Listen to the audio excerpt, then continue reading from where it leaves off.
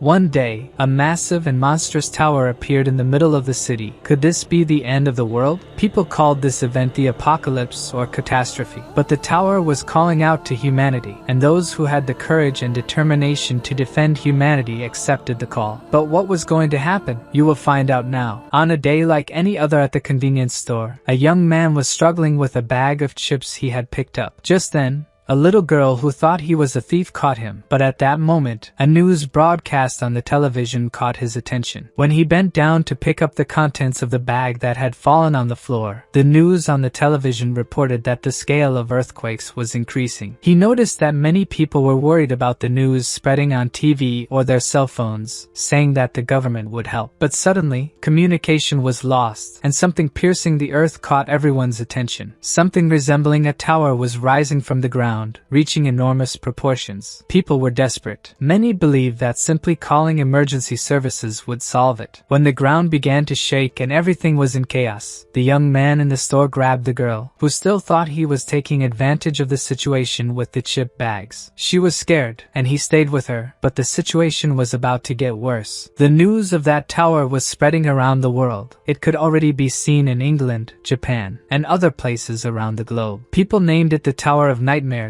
and a message arrived for everyone, congratulating them for being named wanderers who would save the world. Many accepted the mission. The protagonist also received that message and accepted it. Those who accepted the call fell into the tower's battlefield. Upon receiving the blessings of the interface system, they were able to obtain items and skills as if they were in a game. But soon they realized it wasn't a game at all. Not long after, the impact happened in their world, and that was what the inside of the tower looked like. A worker asked about something he was seeing above and wanted to avoid accidents. But that thing above was yet another of those wild beasts, and thousands of them appeared soon after. This resulted in a catastrophe where monsters descended from the tower to the ground, called the tower impact. Much confusion ensued. People were dying, running, explosions everywhere, and beasts were rampant. Because of the monsters emerging from the tower, 1/3 of the population was wiped out. Messages kept arriving, trying to calm people down, saying they were chosen as the tower's wanderers and could save the world. All they could do was either accept or fight. They were seriously considering accepting because the message truly claimed they could save the world. If they attacked the tower together,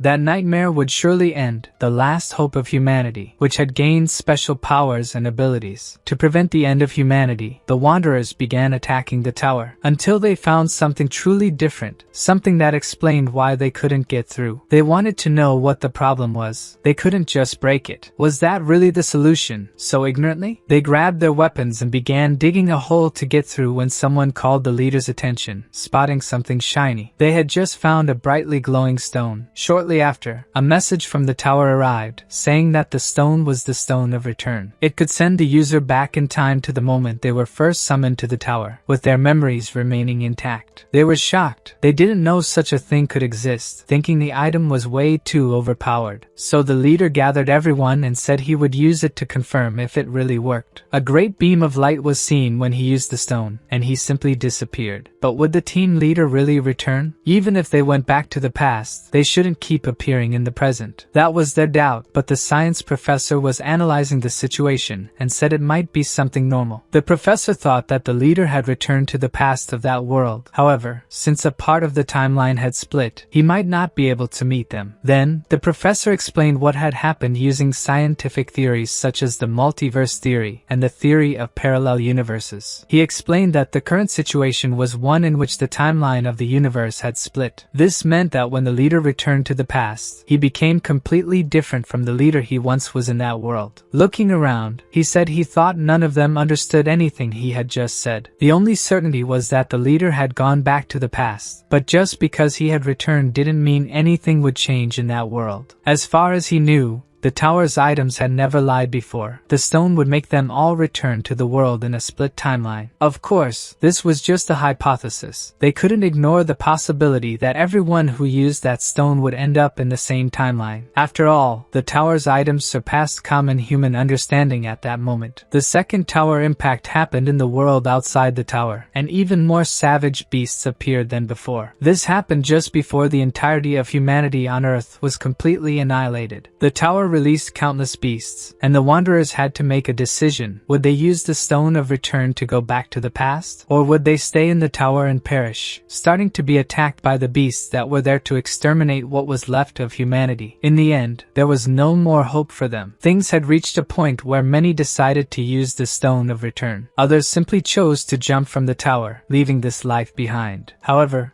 some did not give up and kept fighting to the end, battling those monsters to try and survive a little longer. A small group of warriors was formed, still fighting for survival, and a friendship was forged. They banded together to defeat those monsters, and that day, a young man with light hair appeared and saved the protagonist's life. He had been left behind after his companions fled and left him to die at the hands of those wild creatures. Overcome with emotion, he thanked them for saving him and for holding out until the end. Now they were the last hope. The people who didn't fall into the temptation of the Stone of Return wanted to protect the present, not the past, the last squadron of humanity. But suddenly things changed, and they started to get very bad for them. Jae-hwan, in the midst of a chaotic scene, was thinking about where everything went wrong. His companions were lifeless, and the monster was still attacking. He began to remember how everything happened to see if he could find where the mistake was. He recalled himself and his friend charging at the monsters. He asked his friend, who always had a smile on his face, if anyone had died. His friend replied that no one had, and that the injured would recover after a while. At that pace, it might indeed be possible to reach the top floor. Everyone was optimistic and felt faith and hope in everything. Things were going well until a stronger weapon appeared before him, a supreme great sword and dragons. He didn't know if it would be possible to reach the top floor anymore. He thought everything was going smoothly, but when he realized it, he was in that scenario, the 90th floor, where everything had become very difficult. They had all been cornered by a beast stronger than all the others, and his friends were lying on the ground. On the 99th floor, the Yeomak Hall, Jae-hwan was face to face with his destiny. That beast had already wiped out most of his companions. When he saw that scene, for a few seconds he let his guard down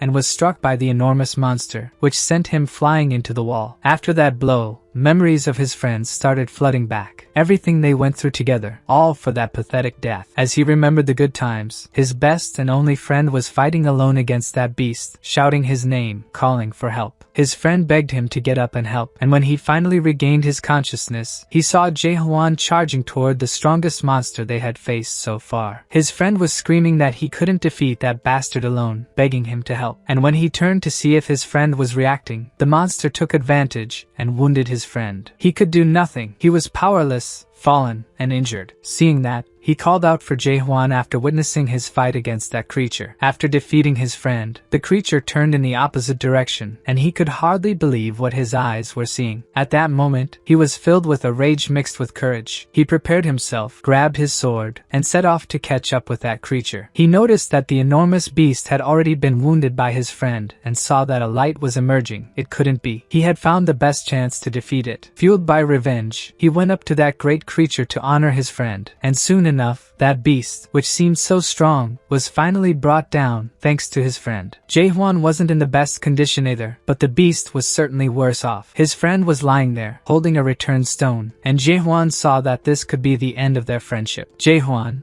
looking at his friend, who still had a faint smile, apologized. He couldn't believe that Jae-hwan had never stopped smiling, even in that cruel tower. The wanderers had nicknamed him the Smiling Knight. That Smiling Knight lost his smile for the first time. Jae-hwan turned his back because he didn't want to see his friend leave. He simply told him he could go, and asked him to be quick before he changed his mind. Even as he turned his back to his friend still hadn't left. Even in that situation, he realized that his friend had turned his back because he had noticed he was holding a return stone. However, he thought that the stone was already too worn out and wouldn't be able to work. Jae-hwan thought his friend was much stronger than he had imagined. Even with much difficulty in climbing all those stairs, his friend kept going up. And he thought that thanks to his friend, he was convinced it was possible to reach the top of that tower as long as he was there. He felt relieved that his friend was in that world. Thinking that, he simply left, leaving behind, in the tower's high window, signs that he had been there. His friend, now left alone, didn't think about giving up. Standing at the door to the next stage of the tower, he thought about all the adventures he had with his friend. That gave him the strength to continue and move forward. He opened the door to the next floor of the tower, and that place was a snowy field. The 99th floor of the tower was a freezing, icy place. Now, Jay was fighting against an ice enemy, but he wouldn't be defeated and fought for his freedom. And for the honor of the friends left behind, that icy beast asked if this guy had already given up. Despite being at a disadvantage, he didn't think of giving up, so he asked if the beast had already gotten tired of playing with him. With his attacks, snow and ice flew everywhere. Exhausted, he sought an ice cave to replenish his energy while tending to his arm, which had been attacked by the monster and was on the verge of freezing. Meanwhile, the ice monster asked if he was going to continue with that useless act of hiding. He placed a piece of cloth in his mouth to endure the pain in his arm. It had been 10 years since he had reached the 99th floor. Even though he had faced countless crises on the 98th floor, the danger level on the 99th was incomparable to all the lower floors. The boss of that floor was the ice dragon, and the breath of the one from the Forgotten Land was hard to withstand, even with the highest level of cold resistance possible. If it weren't for the equipment left by the wanderers who had passed, he would have died a long time ago. The sublime dragon sword he obtained on the 85th floor, the ice demon armor that his friend gave him, and the bracelet of the Flame King. Everything that comforted him on those cold days inside the cave, fleeing from that ice boss, was the memory of his friends. He thought that if he had been stronger, he could have avoided losing so many friends. Sitting and drinking something, the blacksmith asked if he was thinking about facing that again. He replied yes. He really felt like he could win this time. Jay, the blacksmith of Oedipus, thought it was important for him to think that way. The village that was conquered after defeating altar minions, the boss of the 50th floor of Oedipus. Even though dead or wounded wanderers arrived every day, people never abandoned hope. The priest set up emergency rescue units to save warriors who could no longer fight, and the blacksmiths from the workshops created free equipment for the wanderers fighting for the good of humanity. Jay told the blacksmith that now he was the last blacksmith in Oedipus. Jae-hwan was his only client, but the important thing was that lately, there were no more supplies coming from the lower floors. There were still some mineral supplies until a few months ago, but it was expected because there were hardly any humans left living in the tower. They didn't even know what year it was anymore. More than 10 tower impacts had occurred up until now, and from a certain point, people were no longer summoned to the first floor's summoning field to climb the tower. He thought the humans in the tower had been massacred. The blacksmith became sad and silent upon hearing those words. He thought the same. Then he said that nothing really bothered him anymore nowadays as Jay climbed up and down the tower. That's when he thought of something. In the place where the return stone was discovered, it was written something like, "Tower within the tower, nightmare within the nightmare." He thought that strange words could have been written by someone else, but he didn't know the meaning and didn't think it could be anything special. 2 days ago, Grandma Hyline disappeared. He remembered the leader saying that one couldn't age inside the tower. If someone disappeared there, it could only be for 2 reasons. They either used the return stone or jumped still inside the tower. She was the one who made potions, and he took care of the workshop. They were among the few remaining support wanderers. The blacksmith, very sad, already knew the end was near. Jae-hwan asked the blacksmith to teach him, please, the skill of blacksmithing. It would be good for both of them because they would never know when the blacksmith might also disappear, leaving him completely without support. The ice boss said to him that the game of hide and seek was over. No human had managed to reach the 99th floor alone since the tower was created. He acknowledged that this human was incredible. He was thinking that the last thing to recognize him would be a monster and not a human. He told the boss that he would feel very lonely after killing him. The ice boss told him that he was sorry, but that wasn't possible for a human. The last wanderer readied his sword and asked the boss how he could know, and went in for the confrontation. He said that even that armor he was so proud of was starting to show cracks. The boss thought he was very insolent and arrogant and said enough with the games, and he launched an attack against that wanderer. The ice boss's attack could be seen from afar, with snow flying everywhere during that battle. Something told him that the last wanderer was having a hard time amidst those ice stakes. That creature was truly very strong and asked him if he was really going to fight until the end. Even if he tried to persist, in the end, his fate would be to face overwhelming loneliness. It also said he would confront the emptiness and the absence of all those friends who were no longer there. Jae-hwan was already tired of hearing the boss repeat the same things over and over. He told the boss that he talked too much and launched another attack. He was optimistic that this would be their final battle, but the boss asked if it was just another thrust after all that talk. The boss said he should give up because he couldn't defeat him with those abilities. Jae-hwan replied that he had started invading the tower after others, so he missed out on other skills and secret classes. Because of this, he abandoned other abilities and focused solely on one, the thrust. He advanced and advanced again, having killed more than 50 million monsters with thrusts. His companions thought his nickname was Thrust, and he felt that the thrust was evolving. It became faster, more precise, and stronger, no longer a simple move, but gaining attack power comparable to a secret skill. Since it wasn't a skill, he never got tired, as it didn't consume spirit power. Even so, it was hard, and after hundreds of thrusts, it resulted in just a single scratch. The monster prepared its ability and launched it at him. He knew it was too late to dodge, but then he saw a light radiating from the boss. It was the same light he had seen in the boss on the 98th floor, meaning he had a chance to win. He prepared his attack and went all in against the ice boss, saying it still wasn't enough, that should have finished him once and for all. The boss didn't want him showing off after just one strike and planned to finish him off for good at that moment. The boss unleashed a more powerful attack than before, trying to destroy the human who kept dodging his strikes.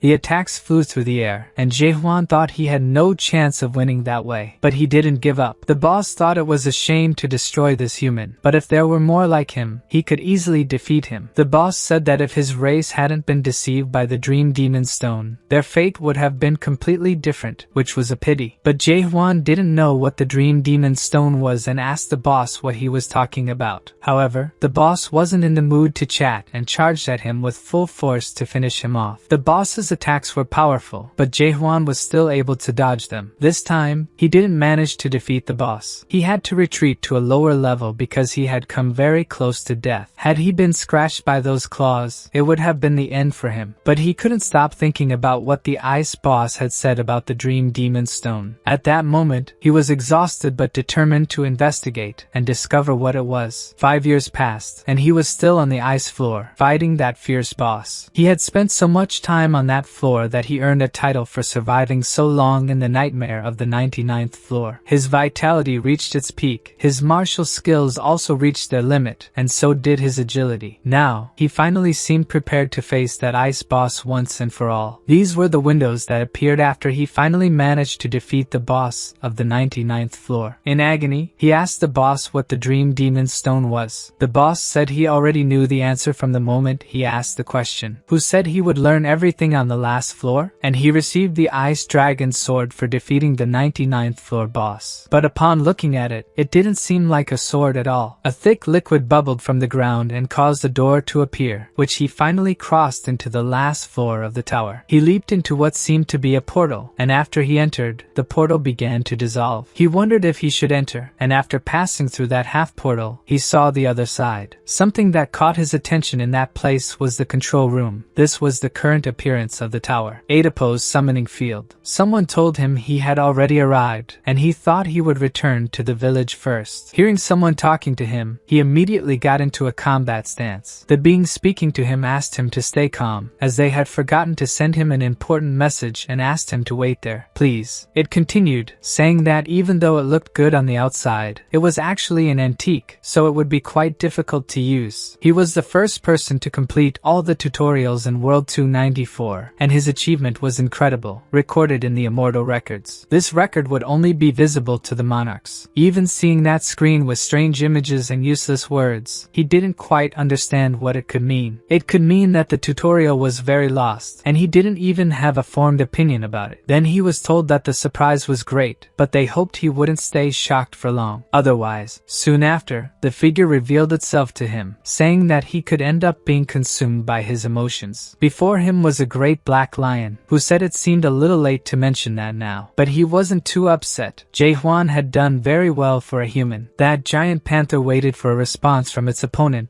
but didn't expect them to have great mental resilience. Jae-hwan just stared at it as another one of the many opponents he had fought while in the tower. The boss, the final boss, said he had recovered much faster than expected. The last wanderer called that boss a bastard and asked who he was. The boss had said so much without even introducing himself and expected him to be happy to meet him, just thinking that he would reach the 100th floor alone. This had never happened before. The boss said his name was Beast Rain, and he was the demon master of the Nightmare Tower, who would end him as well. The wanderer wanted to know more about the tutorial the boss had mentioned earlier, curious if that meant the real game was just beginning. The final boss found him impressive for understanding things so quickly, but warned him that he needed to show him something. With a wave of his paw, memories appeared of when Jae-hwan was selected for the tower. He showed him ancient memories from when he first entered the tower, of when they decided that Seo would join the group that time. The boss said they were so young, and it had been a long time since he had seen them. All the memories of his friends since entering the tower were shown to him. It showed when he was recruited and saved by his friend, the Smiling Knight. The boss told him that this was a face he would never see again. It showed the battles he won and all the moments he shared with the friends he made in the tower. He boasted because he thought he had impressed him in every scene he showed, showcasing every good and bad moment. He said it was tragic. He even cried watching that, and asked if he remembered the sadness, anger,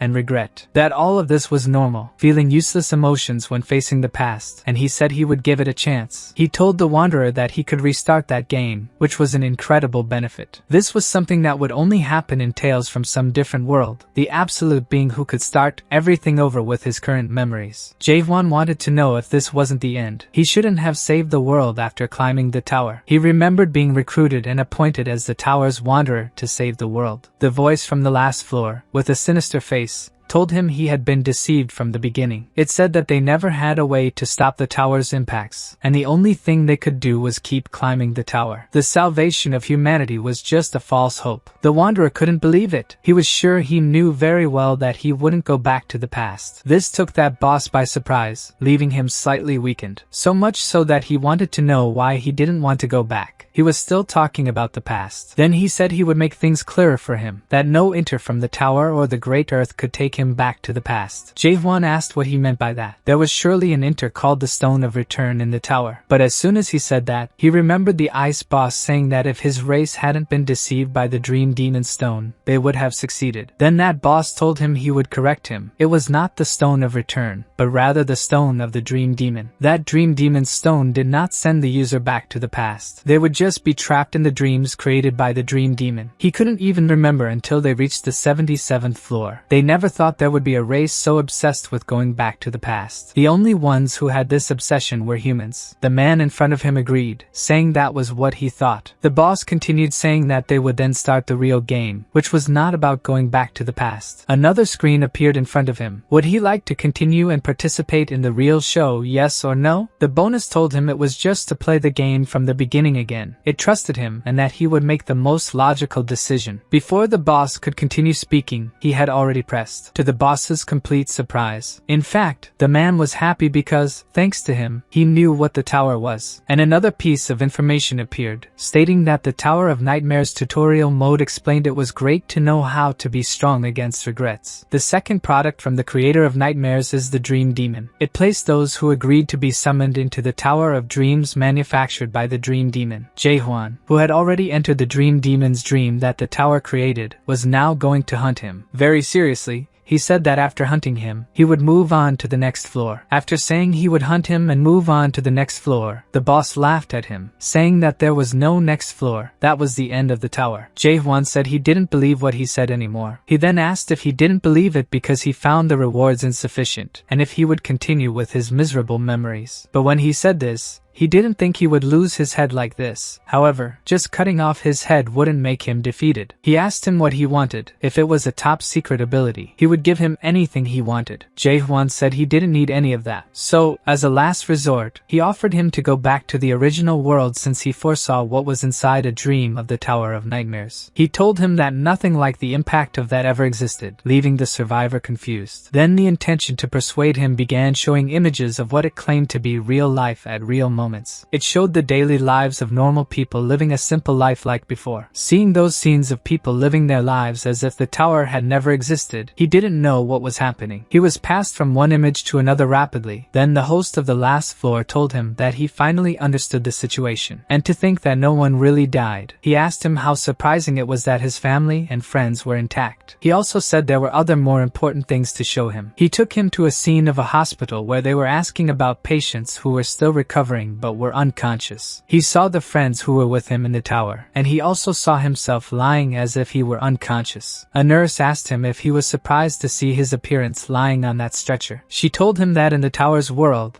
decades had passed, but in the real world, only a measly month had passed. Moreover, he would never be able to defeat him. In comparison to him, he had barely managed to finish the tutorial. There was a book of the difference as vast as that between humans and dragons. Jae-hwan felt very relieved when he saw the comparison with dragons. With his sword in hand, ready to duel, he said he had hunted dragons before. The host found that absurd, and they started to duel. He didn't win that fight and returned to the village of Oedipus in search of his blacksmith friend. But Jay was no longer there, and it seemed that no one had been there for a long time. As the previous blacksmith had taught him to forge swords, he was making his own weapons. It had already been 72 days, including that day, when he challenged the tower master every day without resting. No matter how he attacked, he couldn't leave a scratch. He didn't know why he had no intention of killing him. That was why it didn't matter how many days it took or how many years were needed. On the other hand, the host really needed to tell that guy that he was a product he needed to sell. He was a very special product, and as a cultivator, it was the first time he had seen something like this. A cultivator ensures that a product will safely adapt in the Great Earth using the secondary process for the product to be enhanced. The primary process was selecting the seeds so that only the truly good ones remained. The process was done through the tutorial to find good products. This way, the chosen products could begin to truly evolve through the real game, and the secondary process was to provide water and fertilizer. But if there was a product that refused to advance to the next stage, he would simply close his eyes and kill it. However, his soul would not be destroyed, and if he died in the tower, what if his soul was injured due to the difference between the two? The cultivators wouldn't stay still. He had to create him perfectly and sell him. It was time to ignite a high-ranking demon, and he had to pay off the loan he took to buy that tower. He was such a special product that even the gods, who normally did not make deals with demons, contacted him. That human was driving him crazy. What the hell did he want? He didn't know how he never got tired of this. He wanted him to listen and start the real game because the people in his world would say that this was the best option. So why was he doing this? This was making him very serious, as he faced him tirelessly even after several defeats. Jae-hwan would not back down. He would fight as many times as necessary to ensure he would reach a certain freedom. Even if it wasn't easy and was exhausting, he would do it as many times as necessary. And the host kept asking what he meant by offering him secret abilities because he insisted on doing something useless that way. His answer was always the same. He would hunt him and move on to the next floor, but he needed him to go to the real game. He thought it was worth resisting everything until they reached his limit, and he told the host there was one thing he wanted to ask. Then the host explained to Jae-hwan that his world was not made of just one dimension, but he already knew that. He knew about the parallel universes of the multiverse. That kind of thing existed on Earth too. So he said he would explain and give better details. There was a main dimensional level called the Great Earth, and below it, there were countless alterations. Earth is a small planet in a dimensional system separate from the countless alterations. We call this planet World 294. In the Tower of Nightmares, wanderers could gain skills and items appropriate to their attributes, and then they would adapt to the system of the Great Earth, and they got a chance to travel to another world. Demons like him had the role of supporting those games. That human would like to know why he was doing something like this, and he replied that he didn't actually believe that this was what was really making him curious. He didn't explain. He showed the countless alterations because the Tower of Nightmares was invoked in his world, and that was what was making him curious about why he and his family were forced to face such a fate. He also said that his world had been chosen by mere chance. Jae-hwan said what he was asking was why someone like him was operating the Tower of Nightmares. What would he gain from this kind of work? That question surprised him, and he continued asking what he gained from that kind of work. The last obstacle of the tower tried to say it was just volunteer work. However, he realized that he didn't believe a single word of what he was saying and finished by saying that demons like to be volunteers. There were many demons among them who helped special wanderers on different planets, and that there would be a place called Paradise where monsters and demons existed. While he was saying this, a bar was created that was visible. It contained that a mark would be sent, a message from the cultivation product still not killing Earth. Not knowing that he could see, he asked if now he finally believed the words. Jae-hwan looked at him and said that now he didn't believe him at all. The information was coming in, and his level had reached the desired one, with a window showing user information with his name, level, and the title Nightmare of the 99th. He was checking the status window on floor 98 and had an elixir for resting energies and knew he had no more skills to evolve. But he also knew that he couldn't reach it no matter how hard he tried. He kept wondering if humans could really be reduced to nothing, maybe the system of this world. But he suddenly seemed to have an epiphany, and now was sure that this was a strange feeling. Seeing something in the snow, he was sure it was what he was looking for, an illusion or shining particles, and those were very fine. They turned into sugar cubes, and each time they changed, they formed a different shape. Those particles were the essence of that element, no matter the form. Instinctively, he had understood what it was, remembering the message he had when the boss of 99 also received help. Now he knew what volunteer work was about. Being with him again, he asked if the monarch was the king, and the boss was surprised that he finally showed interest and told him that the monarchs were protectors of the Great Earth, that usually, those who completed that game proceeded to the Great Earth and would receive support from the monarchs. Jae-hwan wanted to know more about this support, so he was told that depending on the monarch he chose, the future would also change. With a smile on his face, he said that if he followed what he was saying, he,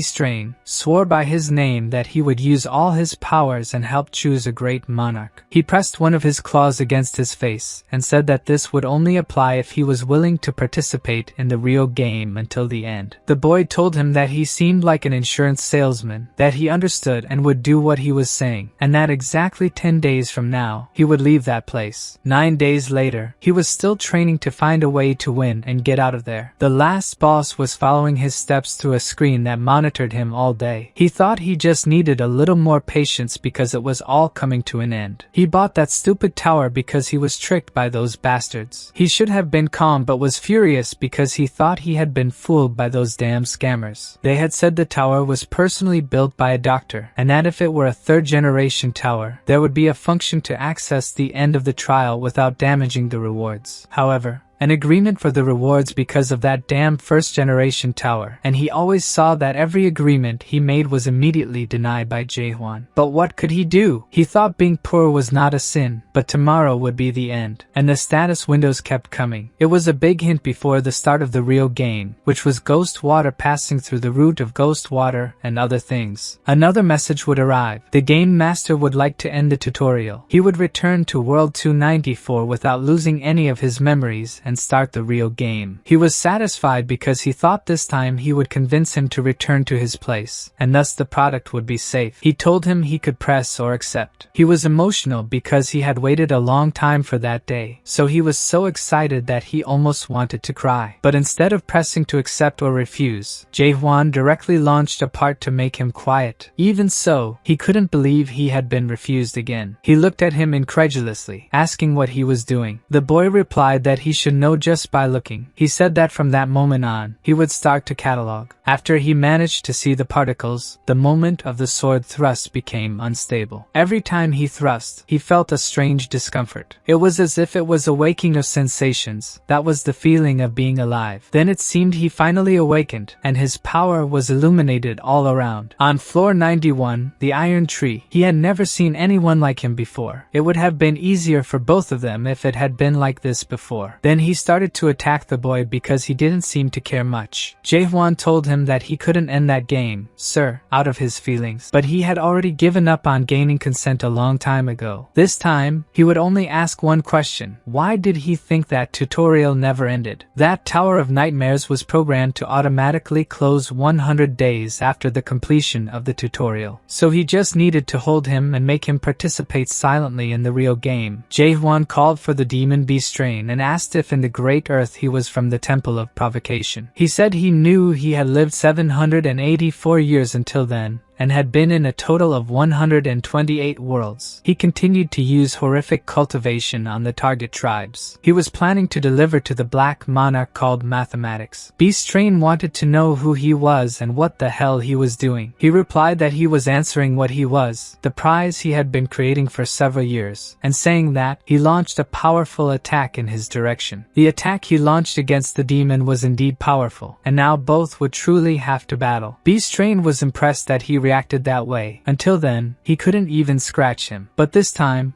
not only did he scratch him, but he also made an interesting cut on his arm and was not willing to stop there. Damn, having been hit by him, he couldn't understand how he did that. He thought he had reached maximum power. He showed his sword with hyper adaptation. Now he was on par for a fight, and even thought about leaving there as the champion. After reaching the 100th floor, he had many doubts. This was also part of the dream, and he doubted whether that guy could not kill him. He also doubted again, thinking if they were human, meaning they could be indefinitely restored, thus the essence of the world was being destroyed. And the conversation began between that demon and the monarch. That was the end of all the countless doubts he had. He reached a place where there were no more doubts. He had achieved understanding, and now his blows could finally hit him, and the temporary restrictions he had agreed upon were removed. Beastrain was in front of him in his real form with weapons and ready for combat. He would not hold back with him anymore, and it was time to surrender. No matter how incredible they were for adapting so quickly to round 2 after ending the tutorial, that was already the limit of how far humans could go. He could not defeat him, the great Beastrain. Jae-hwan thought that was how everything would end when he began to see the bar moving, and he could see his life bar. Defeating him was now a possibility. It was close, and he would not give up. Near defeat, he said he needed to participate in the real game anyway. By doing that with him, he would end up losing, and it was at that moment he realized he had won. So he used his last attack and defeated him, as he always did with the others. The moment he had awaited finally arrived. With so many blows and different movements, his opponent realized that it was not just super adaptation. There was something more there, so strong it could destroy, and that was what was about to happen. Jae-hwan asked him to listen for the last time,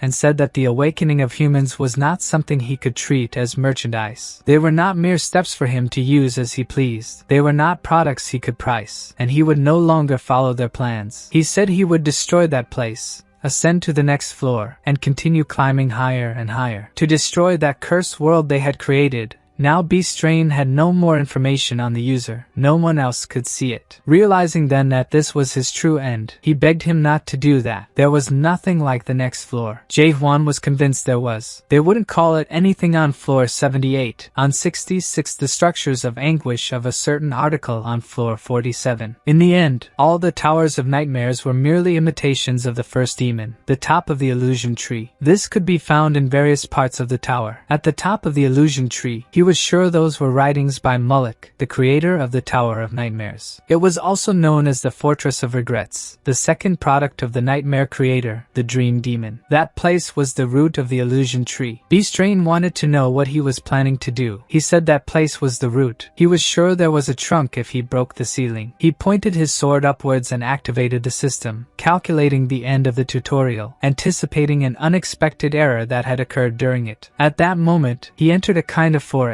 He was tired, soft, and noticed different footprints on the ground. He had finally found something. As soon as he arrived there, he was greeted by a wild beast. They were very different from what he was used to dealing with, but after everything he had been through, those beasts were nothing. They charged at him, eager to eat, but they weren't as strong. He delivered only a light thrust. However, he noticed another one that was a bit more savage, and that one had more horns than the others. He realized a light thrust wouldn't be enough, so he prepared for a normal thrust. After defeating it, he tore off his prize, the beast's horns. All the monsters there seemed weak. As soon as he managed to store his prizes, he heard something. It was different being speaking a strange language, but they wanted to steal his horns. That much he understood. Even with his suspicions active, he couldn't easily decipher their language structure. But he knew they wanted the horns, so he was willing to make a trade. He would give them to them if they told him where he was. But they didn't want to make a deal. They simply wanted the trophy he had earned. Even if they were stronger, they wouldn't be able to do that. He would kill them all again. He fought with them. He didn't give up the horns, but one was left, and he needed answers. He wanted to know what place this was. He knew they understood but didn't want to cooperate. So he was forced to end that battle quickly. All he wanted was for them to speak in a way he could understand. Then he said he would kill the human, so he bit his own tongue. He thought they were weaklings, but they had surprising willpower. All that was left for him was the antennae because she was a person, and even then, he made a kind of burial for the antennae. He managed to get zero information and wondered if there were at least useful items. From that, he gained a small dimensional pouch that stored many things using a 2-meter storage dimension. In the end, it was an item that served as an inventory. It was great since he couldn't use the system interface since he left the Tower of Nightmares. He thought he could use these things in all dimensions, including in the Great Earth. He was glad that at least he could see information using the suspect spectrum crystal, which increased someone's spiritual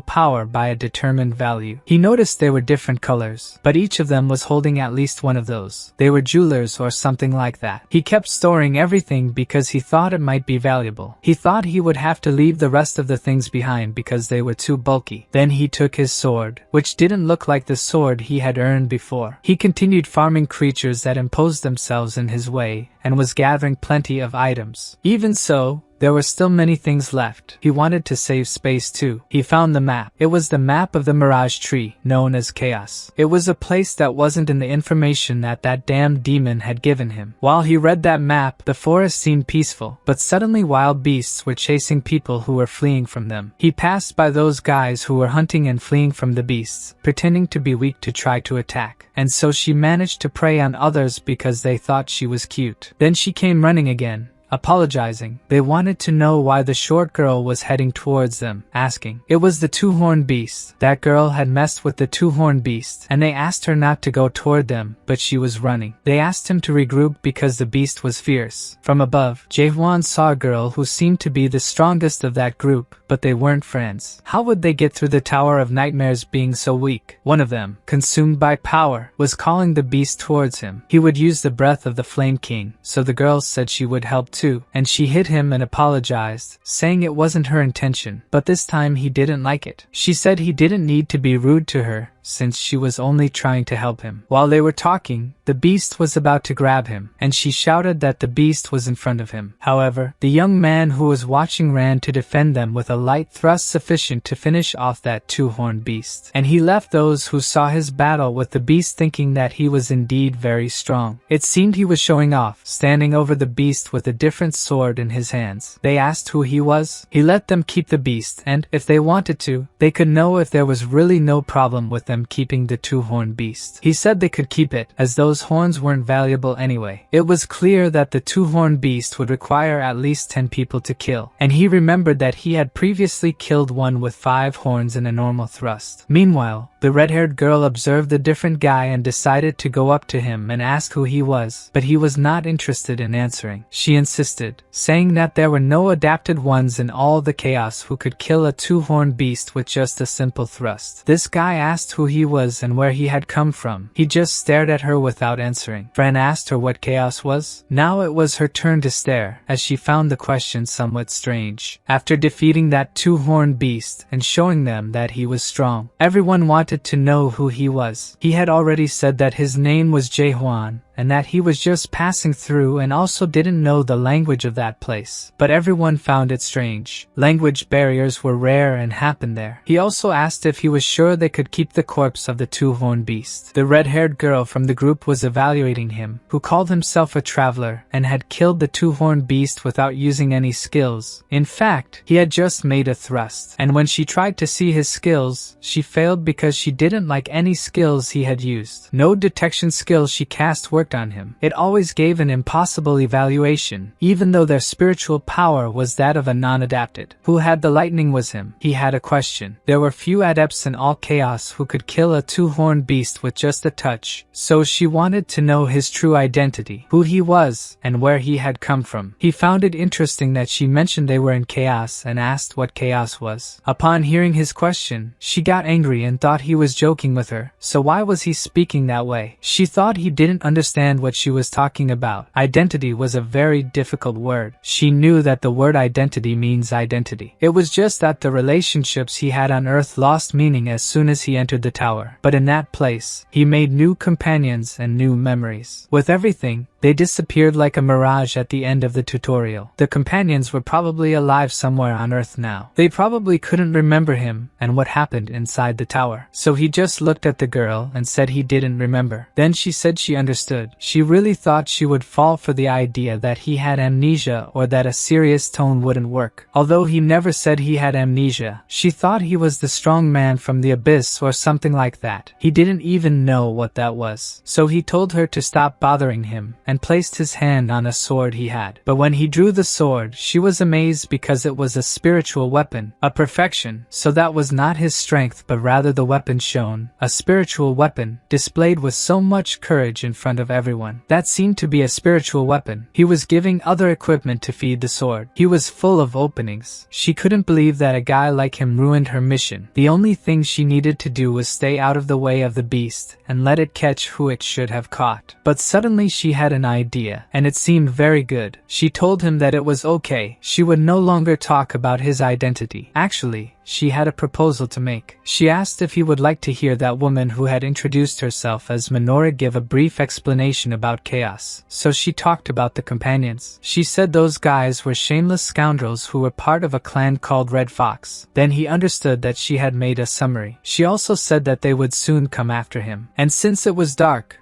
she thought they should camp. Walking in the shield was dangerous. They could accidentally provoke a horned beast. But all they really wanted was a chance to take his weapon. He was looking at the map. The village was very close. If he opened his hand, he could also take the particles that existed there, squeezing them in his hand and remembering the tower. Suddenly he was in stage 2 of awakening understanding, and the bandits who were watching them thought he was a non-adapted. He had artifacts that needed to be obtained by entering the abyss. He was talking about that abyss, the branch of the tree of mirage. He realized they were planning something, and he would be shocked to find out that he had bought that weapon at the root, according to that demon. He couldn't believe there was someone behind that, but in any case, he would rest. They thought that guy was not from the Great Earth. They began to move. The girl in the bushes warned him about what he was doing there because they were coming. She told him that he had that sword that had consumed the equipment before defeats with it. He looked at her and said he wouldn't do it. He said he had lent it to them. They said they wanted to take a look while it was kept and thought he would come borrowed there at the hospital for such a small reason. Because he wanted that weapon with the red fox. It wouldn't make a difference whether he had it or not. He called them because of 2 people, saying he would finish them off soon. The woman was not satisfied because they really wanted a fight, and he wasn't going to do anything. He could finally see the true abilities of that woman. The bandits charged at the 2, and the incredibly strong woman was defeating them one by one. She was much stronger than she appeared to be. She was also very skilled with weapons. She defeated them in no time, and he just stood there watching what she would do. She said she had been mean because she threw with too much force, and now she was truly angry. The others charged at her, and from that moment on, she warned that they would go through a truly horrible experience. The leader of the Red Foxes said he had the impression that the woman had attracted that beast to catch them. He said she really was a massacre witch. He asked who had made a request to the Shadow Warriors, and she replied that it didn't matter. She was sure there were many people in the chaos who wanted them dead, but the leader couldn't understand how the Shadow Warriors could have decided to act because of pathetic guys who continued to duel against her. With a weapon in hand, he said they should have managed to get a private request. In that case, she was going to die there for being a massacre witch. She asked if he wanted to face her while wielding a spiritual weapon. He said he would take other precautions. She knew they were at least adept at the first stage, with about 30 or 40 of them all well armed and waiting for her. Then she said she thought she had sensed the presence of several others and thought she might have gotten into a fight without even preparing, against a witch of the Shadow Warriors and a guy who killed a 2-horned beast in a single strike. Although he knew that if he could get the structural weapons so easily, he wouldn't have gone so far to call the master. Then the woman asked if even the Black Fox was there, so there shouldn't have been much going on lately. He said to consider it an honor for the massacre which the Black Fox clan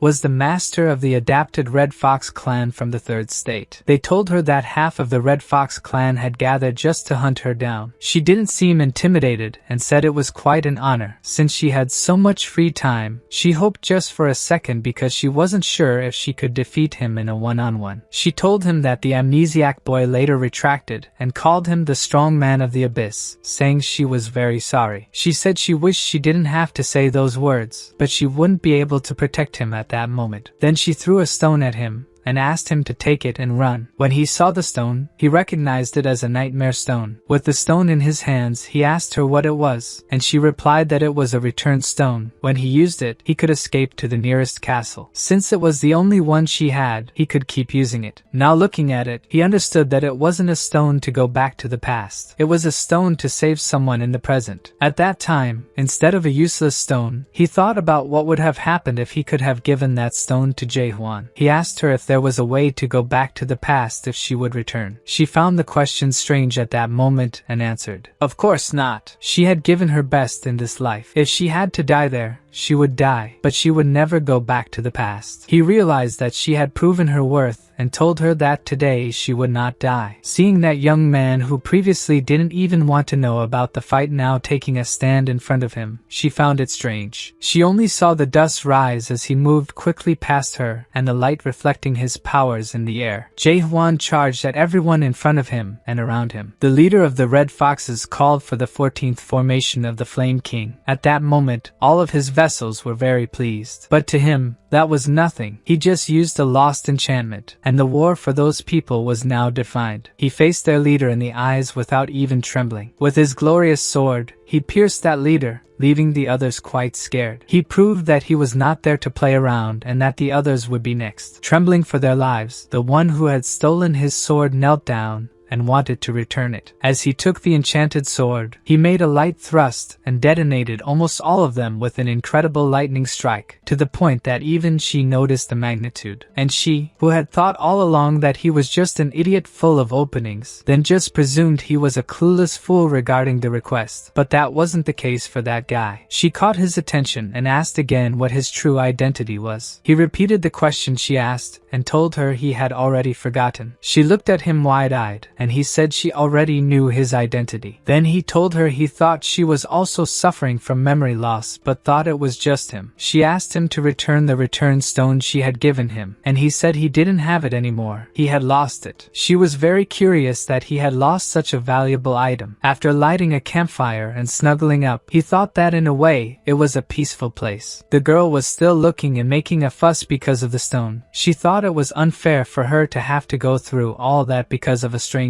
He looked at her and said she already knew. She asked if he knew what, his identity? Of course. Thoughtfully, with his head down, he said he was a human. She asked if he was kidding, and he asked if she was also human. She said of course, she was almost human. And here it wasn't enough for him to notice that his facial expression had changed. She also thought it was quite enough for them to be humans. They were walking, and she asked if he really didn't have memories of when he entered the chaos, as well as memories of the Great Earth. She was envious of him for not having memories. He wanted to know if amnesia was something someone should be envious of. She was sure that most people there would be very envious of him because it was obvious. He asked her if it was obvious to everyone and how she ended up there. She paused for a moment, looked at him, and said that when he discovered what he had just asked her, he would be sure to regret it deeply. At the Gorgon Notary, she was happy to finally arrive in a city. He observing realized it looked very much like the summoning arena that was on floor 1 of the tutorial. Something about that place caught his attention. Something really made him remember things he was familiar with. Showing him that place, she was trying to make him understand about the question he had asked her earlier about how someone arrived in chaos. chaos. She explained to him that it was a question that should never be asked of anyone from there. Then she welcomed him to the world of the dead of chaos. He wanted to know if people came to chaos after dying in the Great Earth. She replied that was indeed the case. Dying there meant the end when someone died. So the soldiers arrived for work and asked everyone to line up and take them to the auditorium. They were distributing capes to cover their bodies. One of the guards asked a boy who was arriving there if he had died for being so skinny. When he saw that it was the redhead, he asked what she was doing there at our control post. She said they weren't strangers and that she should be let in right away. He told her that he couldn't because things had changed a lot. Now everyone entering the castle needed to prove a certificate. Looking to the side, she said that name also didn't have the certificate. She was very sharp, so she shifted to a second plan. She said to James in the softest voice she could muster that she was very sorry but had just left the certificate behind. Trying to seduce him, she asked if it would be possible to let her pass, and then she placed a two-horned beast horn in his hand. He became serious, took the horn, put it in his pocket, and said he had already checked the certificate. Now speaking to her companion, he said he also needed to show his certificate. The boy said he didn't have anything of the sort, and asked if it was really necessary. Then looking at him, she said she thought he was in trouble, but if he asked nicely, maybe Miss Mino could help him. The angry guard said he hadn't stretched out, so he couldn't enter the castle. The very serious boy said he understood, then started looking in his bag for the certificate. At that moment, the redhead thought he was planning to kill the guard, and she started imagining how he would do it but thought that even if he were a psychopath, he couldn't do something like that. After thinking about how he would indeed do it, she asked guard James to wait. Another person was arriving and asking what was going on. She knew who was arriving and had a look of astonishment. All the guards stood at attention because he had arrived. A celebrity of the castle, Gorgon, the corrupt minor official of chaos, the official at the North Control Post, Carton Bullhead. He approached guard James and asked him to explain what was happening. After listening to him, he realized that the boy wanted to enter the castle but didn't have a certificate. Officer Carton said they couldn't allow that to happen, so the boy asked why the officer wanted to know, as he was interested. Several letters were above his head, and he said that when someone was unable to prove their identity with a certificate, the traveler's entry was prohibited. The girl knew he did this because he was compelled to use his abilities. He immediately shackled both her neck and arm as well as those of his own guards. But after everything that happened in that tower, he was unwilling to be put to the test again and asked if in that chaos, the law was also Gorgon's arrest law.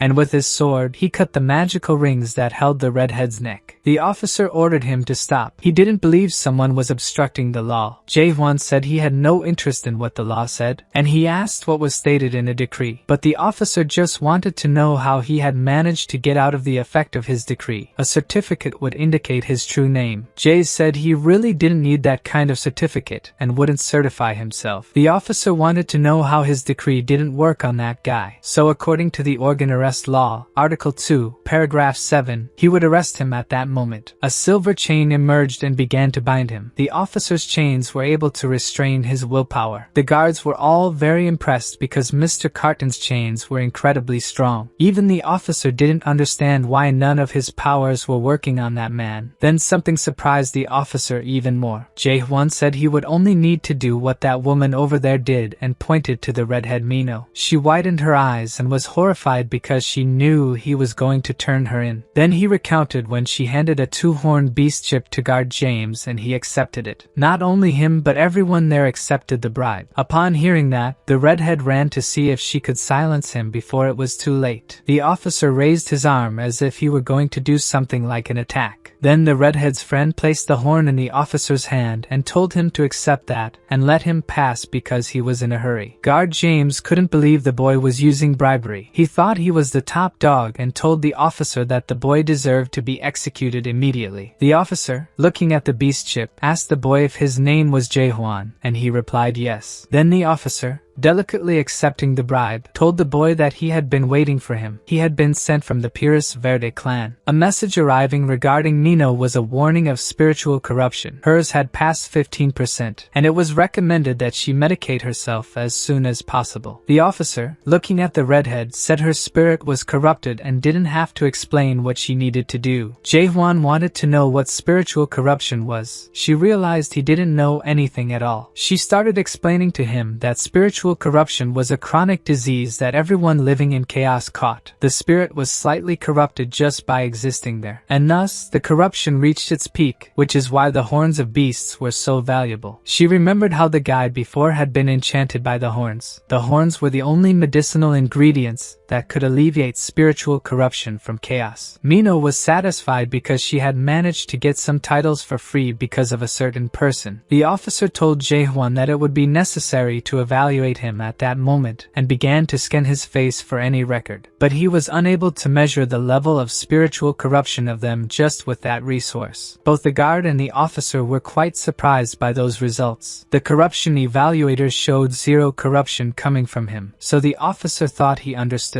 He asked him to give his hand and handed him the center crystals, saying that now that the verification was over, he could return them. The boy asked if he wouldn't need them. The officer said that center crystals were not something that could be easily handed over to another person sent from the Pires Verde clan. Even though the boy said he wasn't from Pires Verde, or whatever he was calling it, the officer still allowed him to participate. Guard James asked the officer if it was all right to let them go like this. The officer said he knew that the center crystal was not an intervaluable one, but it was capable of amplifying the spiritual power of an adapted one. However, that wasn't all that crystal did, and he showed his hands to Guard James, who was horrified to see that the officer's hands were. The officer explained that unless they were from the Pires Verde clan, they couldn't manipulate the center crystal. They were the only ones who could possess those that emerged and prevent corruption. He knew that the boy didn't appear to be from the clan but had witnessed him holding the crystal. The guard asked how the officer could trust him. The officer said he didn't believe in him. He believed in his spirit, and he asked if he remembered how they evaluated his level of spiritual corruption, which had yielded an error. To his knowledge, the measuring equipment had never yielded an error. The guard wanted to know what that had been, and then the officer asserted that his spirit was purer than anyone else's there in the chaos. He didn't care what clan the boy was from. He just needed someone who could manipulate the crystals, and now those inside the castle would judge him. The guard asked if that had anything to do with the condition of the Lord. He also didn't know the exact details. Looking at the guard, James said he heard that someone allowed someone to pass by accepting a bribe. Jaehwan had managed to get inside. He realized that the entrances were very complicated, especially with a dead weight hindering him. At that moment, she remembered the scolding she received from the officer after Jaehwan had talked about the bribe, and there had also been an accident after she had ended up with an impure spirit. She still didn't know how long it lasted. Passing by someone on the bridge, he asked if the person knew of a blacksmith because he needed a specialist in swords. He showed the sword and asked if the person knew of any blacksmith capable of handling a sword of that level, and showing the sword so casually caught the attention of someone who was watching below. Mino was trying to remember when she entered the village, and the boy asked if she had finally regained her senses. With his back to her, he said she could follow the path now. She ran after him, asking why he was being so harsh with her and pushing her aside, or if he was still angry with her for trying to leave him at the castle entrance. He said he only told her that the dialogue until the castle was enough. From there, she would only be a hindrance. He looked closely at her and said that he and she were totally different, so it was better for him to leave now. She stood where she was, not having any reaction to follow him or say anything more. As soon as that agony passed, she ran after him, saying that he didn't even know how to walk around there, and he said he could just ask the people around. She said she could ask him. She knew that place like the back of her hand. He looked at her and said he would find a nightmare. She said she had an idea of where he could see one if he wanted. She could guide him. Holding his backpack, he said that before going, it seemed that some guys had business to settle with him. Then the boy who was watching him joined others who were lurking around him. Mino looked at them and told them to go away. One of them said that the redhead had a sharp tongue and that it was better to be careful not to curse, because his younger brother got excited when he heard curses and insults, and it would be bad for the child's development. And he continued saying that if they didn't want to be trampled by his brother, it was better to hand over the blue sword. They said it was necessary to pay a toll to pass through there. Jaehwan said he didn't want the redhead to ask if that boy was the youngest. The alley guys thought they were getting the better of it and were giving advice not to get involved in that situation. They owed him that if they didn't want to stay, they should just hand over that priest. But the redhead didn't understand how that bigger boy could be the youngest. Then the guys started coming at her. The younger brother charged at the redhead, saying he punished curses. But before the boy's very slow yet heavy attack could even touch a hair on the redhead, the guy simply unleashed his power with the blue sword. Jae-hwan told them they were too noisy, holding the sword and already having their younger brother on the ground. Pointing the sword at the remaining ones, he said that if they wanted to fight, they could go ahead forever. The brothers were inconsolable. How could that man use the precious hands of the younger brother against him? Even being weaker, they said they would never forgive him. They would pay the price for hurting their beloved brother. So he would show them the connection between brothers. He was still standing there, looking at them with the sword in hand, waiting for them to really come at him. So now, after defeating them, he was just cleaning his sword. She thought that was amazing, and he solved everything with just a sword. He replied to her that he only knew how to thrust. She thought he was joking. He said he could do light thrusts, medium thrusts, and heavy thrusts, and he wasn't joking. He was serious. She suddenly remembered that there was someone who used to be just like him, but instead of thrusting, they made cuts. She asked why he missed the attack before. She asked why he blew up the ceiling above them, and if he had slipped while he was exerting force. He replied that while they were facing those bandits, there was someone using an invisible skill on the other side, and that was bothering him, so he decided to scare them. She wanted to know who the heck scares someone by blowing up the roof. He replied that everyone did that. After walking a bit, he found what he was looking for in the Twilight Workshop. It was a workshop founded by a nightmare, and was also Gordon's largest workshop. The young man asked if they were clients who had come to place an order. He felt very much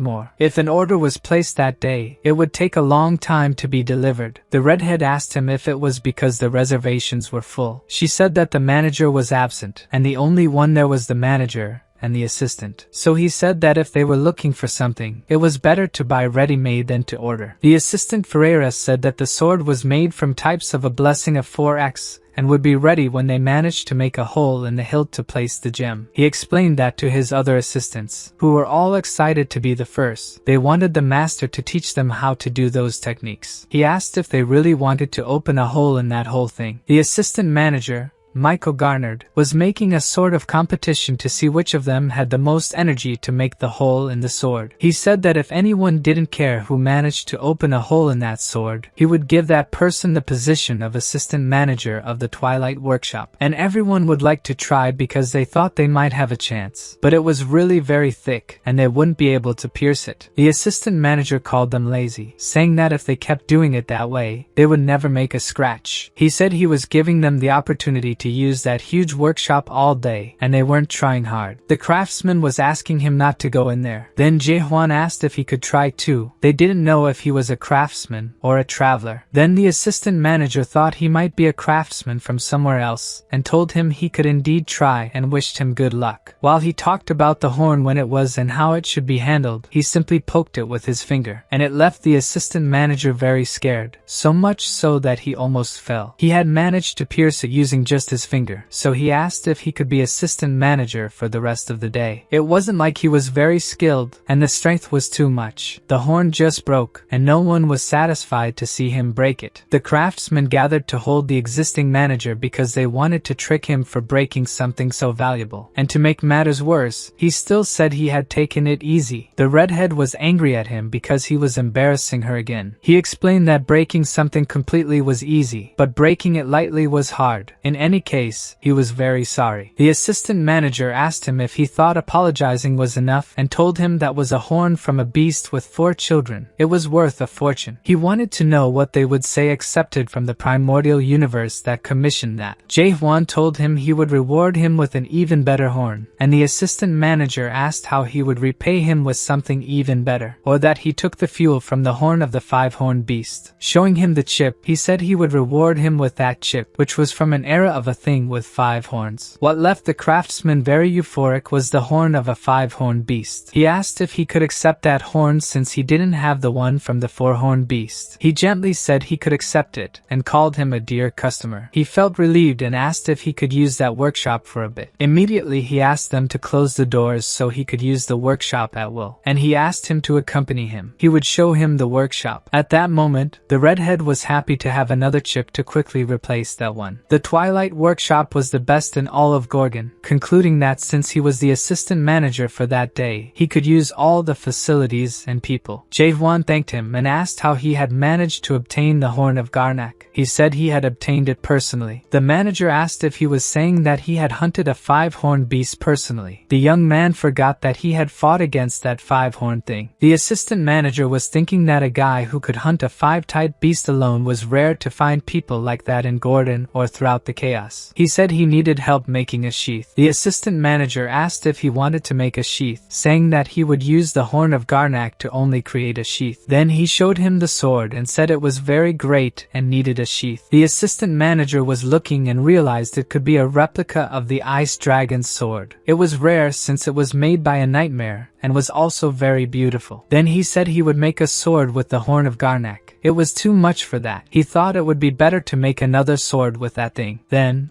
while the assistant manager was holding the sword near the horn, the sword simply stirred, opened its mouths, and ate the horn. Only then did he realize that it was a spiritual weapon, and by the energy he could feel, the soul of an elite race seemed to be contained in the spirit. How did this happen? He realized that the sword was evolving, and seeing how its shape was changing, it must be a great evolution, and when it was complete, he would have to name the weapon. He recounted that when a spiritual weapon undergoes a great evolution, it loses its original name. But the problem was that he had lost horns now. The young man said it was fine. He had more, which left the assistant manager with just gold. He thought it was a 5-horned beast, so he had the 5 horns. So he asked how he could help the temporary assistant. He asked if there was any shape he desired, that he would leave in the hands of the blacksmith. He was very happy and said he would have to show his skills like Michael, the master craftsman of Dong. At the Gorgon castle, someone was having tea and listening to a request for forgiveness. Someone reported that they knew the thieves had been massacred by him, but they lost the target. It was from Commander Yurin Cheever of Gorgon Castle, who was asking how they were defeated, but the one reporting didn't know and wasn't sure. He reported that before he could see, he was unconscious on the roof, and the commander asked if he had been captured. Then the commander realized that they had noticed the invisibility ability of a master level 3rd stage adept. The commander then ordered to send men to find him, even if it meant checking every corner of the castle. He remained thoughtful, knowing that the man on the loose would be a real problem for him. He wished his lord could hold on just a little longer. Then the series top of the week felt bad, but it was time to say goodbye with the last clip of the day, one that they were all familiar with. It was the most famous clip, wasn't it, little brother? Also the most talked about clip, the conclusion of the 99th floor solo. And when she said that, there were several people at the bar drinking and eating, and the screen started showing numerous battles of Jaehwan. But they were careful not to show his face, and the people at the bar were curious about what happened to that guy. There, everyone had posted that he was wanted by all the monarchs. Then someone mentioned news of the tower being suspended, betting that some cursed demon was caught cheating. They said the man who was fighting had fled and abandoned cultivation, betting that the clip was also fake. They couldn't believe it because who could complete a 1st generation state tower alone? But most demons could only buy a tower with a loan. They said that if they were in the demon's place, they would sell the prize in the market, or something like that. Then Mino entered the bar full of men, the redhead, who, besides being beautiful, was quite striking. She always drew a pile of compliments wherever she went and sat down. Soon, someone called her a hottie and asked if he was being too bold, but she always cut off that kind of joke with her fierce look. The guy backed off and said he wasn't going to do anything, then regretted it. The girl was very sad and just wanted to get drunk alone. She was feeling unhappy. She wanted to drink a lot to drown her sorrows in anything. After drinking a lot, she was venting that she couldn't believe that scoundrel with no scruples, because of what he thought of her. She was venting to the woman at the bar, who asked her to stop drinking, thinking she had drunk too much, and told her she wouldn't be able to get drunk. She also told her that he was a scoundrel because she was still chasing after him. She tried to explain that whenever she saw that guy, he made her so angry, breaking everything. He kept waving that ladder around like he didn't care about the rules of the place. That was enough. He kept saying strange things. He wasn't using his strength when he didn't even know what kind of place she caused. They didn't care about any creatures other than humans. He also told her that they were different. That made her very sad and hurt. He made her feel like she was nothing. She told the bar owner that both she and everyone there lived very difficult lives. But why did he appear out of nowhere? And why was he looking for a nightmare, and still said she wouldn't understand even if he explained? Mino said that he always looked as if he wanted to say that the two of them were completely different. It was always what she saw in him. The bar owner put her hand on her head and said she was a very immature girl, that she shouldn't get involved with that anymore, not to go near him again. The bar owner said that if she stayed with that guy, she could die. She found it strange that the bar owner acted so scary, saying that she was going to die, and she saw when the Golden Eagle brought a message for her. It was a letter from Carton Xaver, the head of the Northern Outpost, for Mino of the Shadow Warriors. She didn't know why the guard captain would be sending a letter to her. She had a terrible feeling. Then she saw someone asking if she was the massacre witch. Widening her eyes, she said that some called her that. Then someone grabbed her by the arm and looked at her, saying he had nothing against proper introductions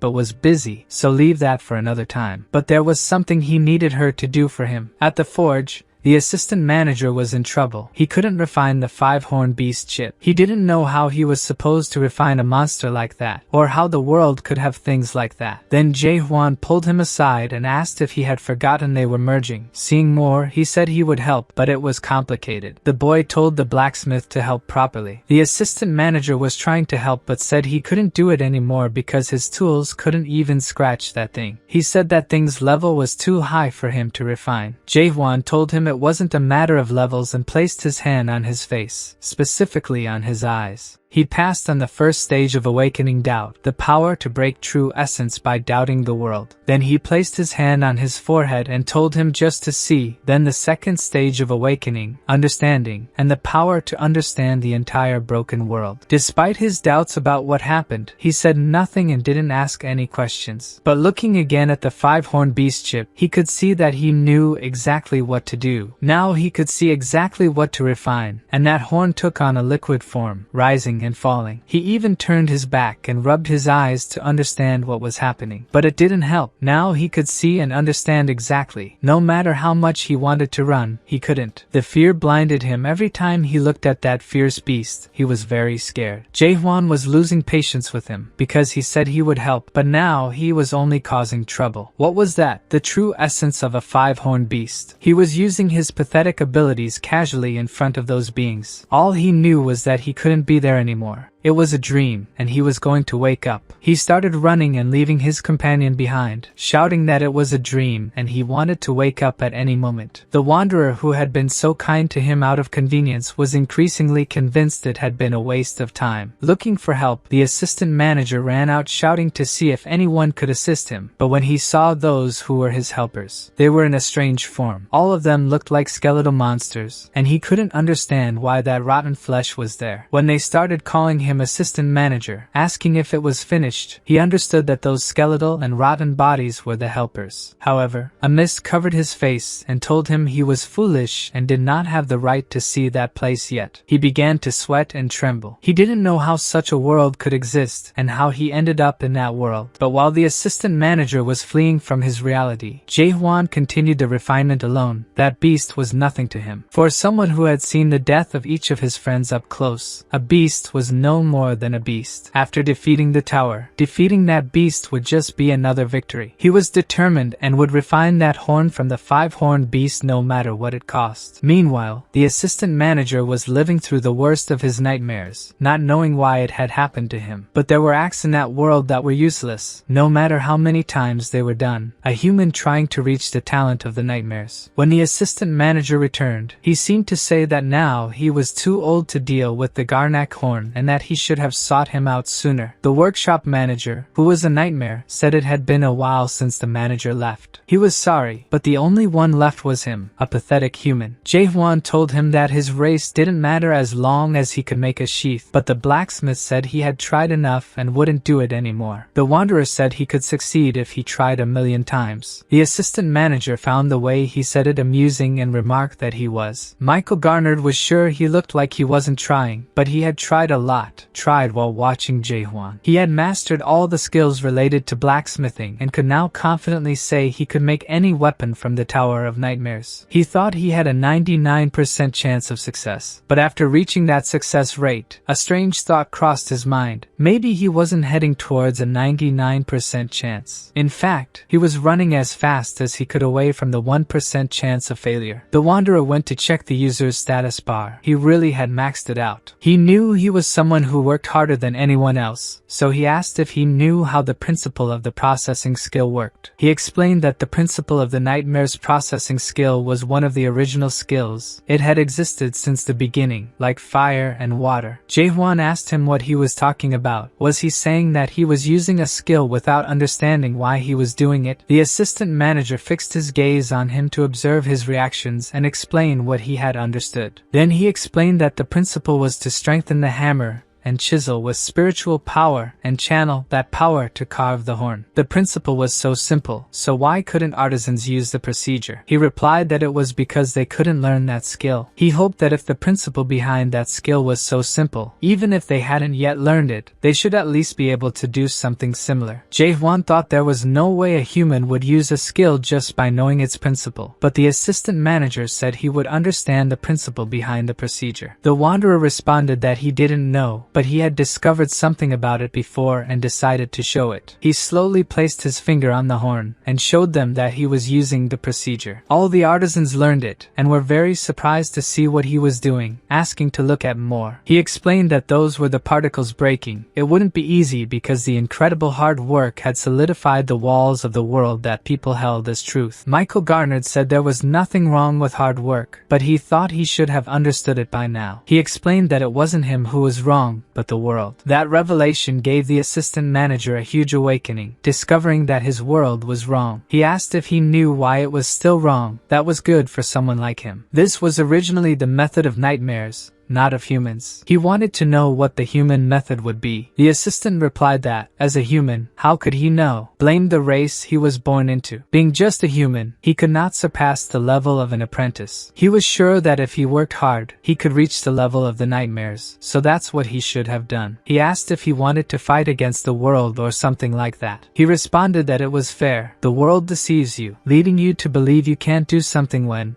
in fact, you could. He said that he might be old, but he could still fight. He asked him to take one more close look, not to defend or depend on the system, but to use his own eyes. By doing so, he was able to see different forms than he was used to seeing before. He had always lived seeing the world that way, a world without skills or interference. A fair world where there were no deceptions. How could anyone live like that unless they were crazy? Michael Garnard began working on the sheath like there was no tomorrow, and only stopped when he finished it. The manager asked if he really had to go, and he replied that since the production was over, he needed to leave. Besides, that guy there liked it a lot, and he asked if he had already chosen a name for the sword. He replied that if it was okay with him, he could give it a name. He decided it would be based on martial language because it sounded cool, using characters that meant a being of solitude. Lone wolf, like the one who protects the pack even though everyone is trembling. And he said that he didn't think there was a better name than that for the sword. He asked him to be safe, but before he could leave, he placed his hand on his chest and asked Jaehwan what he looked like in his world. He simply replied that the appearance was human. The blacksmith wanted to know if there was anyone else who could understand how that lonely world worked. Jaehwan asked Mino, who kept following him, and she asked if he thought she had some hidden motive for doing that. He turned to her and asked if she was planning something again. Smiling beautifully and making faces, she asked how they had figured it out. Winking at him, she said she was thinking of a plan to kill him. He asked what she would do after killing him. She said she would live a good life with his spectral crystal. She warned him that she was serious. He said he understood. She handed him the bags she was holding and told him they were his clothes as an apology, and also because he was wandering around like a beggar. She said that, anyway, he had never met the nightmare, so she asked what he was going to do about it. He mentioned that Michael taught him how to find it. He told her that when he found the nightmare, he would ask it about the mirage tree. Mino wanted to know why he would do that. He asked why she was curious about his intentions. She said that with a bit of luck, he could reach the abyss. Those who returned from there were called the strong men of the abyss. But before she could finish speaking, he said he would not return. But he told her what he intended to do. She was shocked and asked who he was to think of doing such a thing? What qualified him to do that? She pointed her finger at him and asked what kind of person he was to not care how others saw him and only do what he wanted without thinking of others. The fact that he didn't see the people there as human was. Then she said she was also from there and was human. She might not be as strong or resilient as him, but she was still human. When she said that, he remembered when she said that even if she died, she would die in the present, never return to the past. He also remembered the blacksmith's persistence. Moments later, he realized who she really was. He saw her thoughts. If she broke the promise, the old woman's life would be confiscated. She had to lure him with her words. Then he realized there was a hostage, and they wanted something in return. Were they the guys from the alley across the street? Should he stick to this to save the hostage? He saw no reason to do so. No matter how many people he saved, reality would never change. After all, suspicion revealed to him the true nature of that world. A world where numbers and data ruled everyone. People who had sold their souls in pursuit of bigger numbers. He had to get rid of her and search for the nightmare. She grabbed his clothes and said that, in that sense, she couldn't see him as human at all. She told him that they would part ways there. How could she travel with someone with such a goal? At that moment, he found her behavior strange. Turning her back, she told him they wouldn't see each other anymore. From that moment, he started seeing her as a person, as human again. Since she had betrayed them, they sent the falcon bird to deliver a message, summoning all the nightmares there for nothing. He was very pleased to know there was a nightmare among those guys. Mino didn't know how to let that happen. She apologized to her aunt and arrived late. Inside, there was a guy who told her that as a rookie, she knew this would happen and should have stopped sooner. Then he was holding the bar owner, who thought she was really going to die this time. The guy who orchestrated it said that the massacre witch had gone there alone. What happened to the deal? The man holding her aunt hostage was an elder of the Golden Sky sect, the eldest of the 3 Janaya brothers. She looked at him and said he was more than she thought. Had he ever seen a witch keep a promise? She said that man couldn't go there because he was on his way to destroy that world. They didn't believe the witch's word and said she was going mad. That man used the secret shadow technique against her and told her that people called her the Witch of the Hunting Grounds Massacre because she used that skill. He told her he wanted to see if she could really do that. Then she started fighting them. There were many, but she was doing well, blocking several strikes and resisting despite them being numerous. And each time it seemed like more. There, she was at a disadvantage. If it had been in the open air, she might have had an advantage over them. The elder of the sect said he had placed a soundproof barrier around that place, so no one outside would know what was happening inside. He wanted her to go and bring that man because he thought it wasn't too late, but she told him that the shadows would follow him. With her head in his hands and already poised to hurt her, they said that since she didn't have any shadow branch of the Gorgon castle, they would end her. And when they found out what happened to her and that old woman, they would all have been obliterated. But at that moment, she gathered her energy and used 7 secret swordsmanship alarm techniques in Sub-Zero form, launching several swords at them. They found her trick very cute and finished it quickly, saying they would cut her into pieces. She was very exhausted because she had used a lot of her strength. She couldn't believe it. At that moment, she remembered him asking if, given the chance, she would go back to the past. At that moment, she realized she would want to change the past if she had at least 1 more second with that man. Could it be the end of that world? But for her, it seemed too late. Then he raised his sword and was about to strike the final blow to that woman. Something stopped his attack just in time before he could destroy her, leaving everyone there satisfied to see him. As he entered, Jae Hwan said he hated that kind of development. Mino asked what he was doing there and what about the destruction of the world. He handed her bag back, saying that those clothes didn't fit him. She couldn't believe he had come after her just to return clothes that didn't fit. They wanted to know if he was the one with the spectral crystal and were happy about it. It would save them the trouble of having to find him. The Wanderer asked them if they had brought a nightmare there and wanted to know where the nightmare was. He ordered them to bring the nightmare to him. After hearing that they should bring the nightmare there, the guys thought he was crazy. The elder had already heard rumors that he had gone against the castle. Apparently, the rumors were true, and he wasn't right in the head. The redhead asked him to be careful, as they were 4th stage adapted. He asked her if she thought he would lose, and she replied no. Then they rushed at him, hoping to to teach him a lesson. At that moment, he started reading their movements and knew exactly what to do with each one. He began handling them in his own way, and the elder started to feel the pressure coming from that wanderer. Jae-hwan realized the elder had dodged, but that wasn't what he wanted. He wanted to settle the score right there. Everyone there was saying they thought he wasn't even adapted. They wondered if he was one of the strong men of the abyss. The only thing that had managed to dodge his light thrust until that point was that horned monster, which meant that a 4th stage adapted was equivalent to that thing. However, that didn't matter. Either his level nor theirs mattered at that moment. The redhead, seeing them shouting,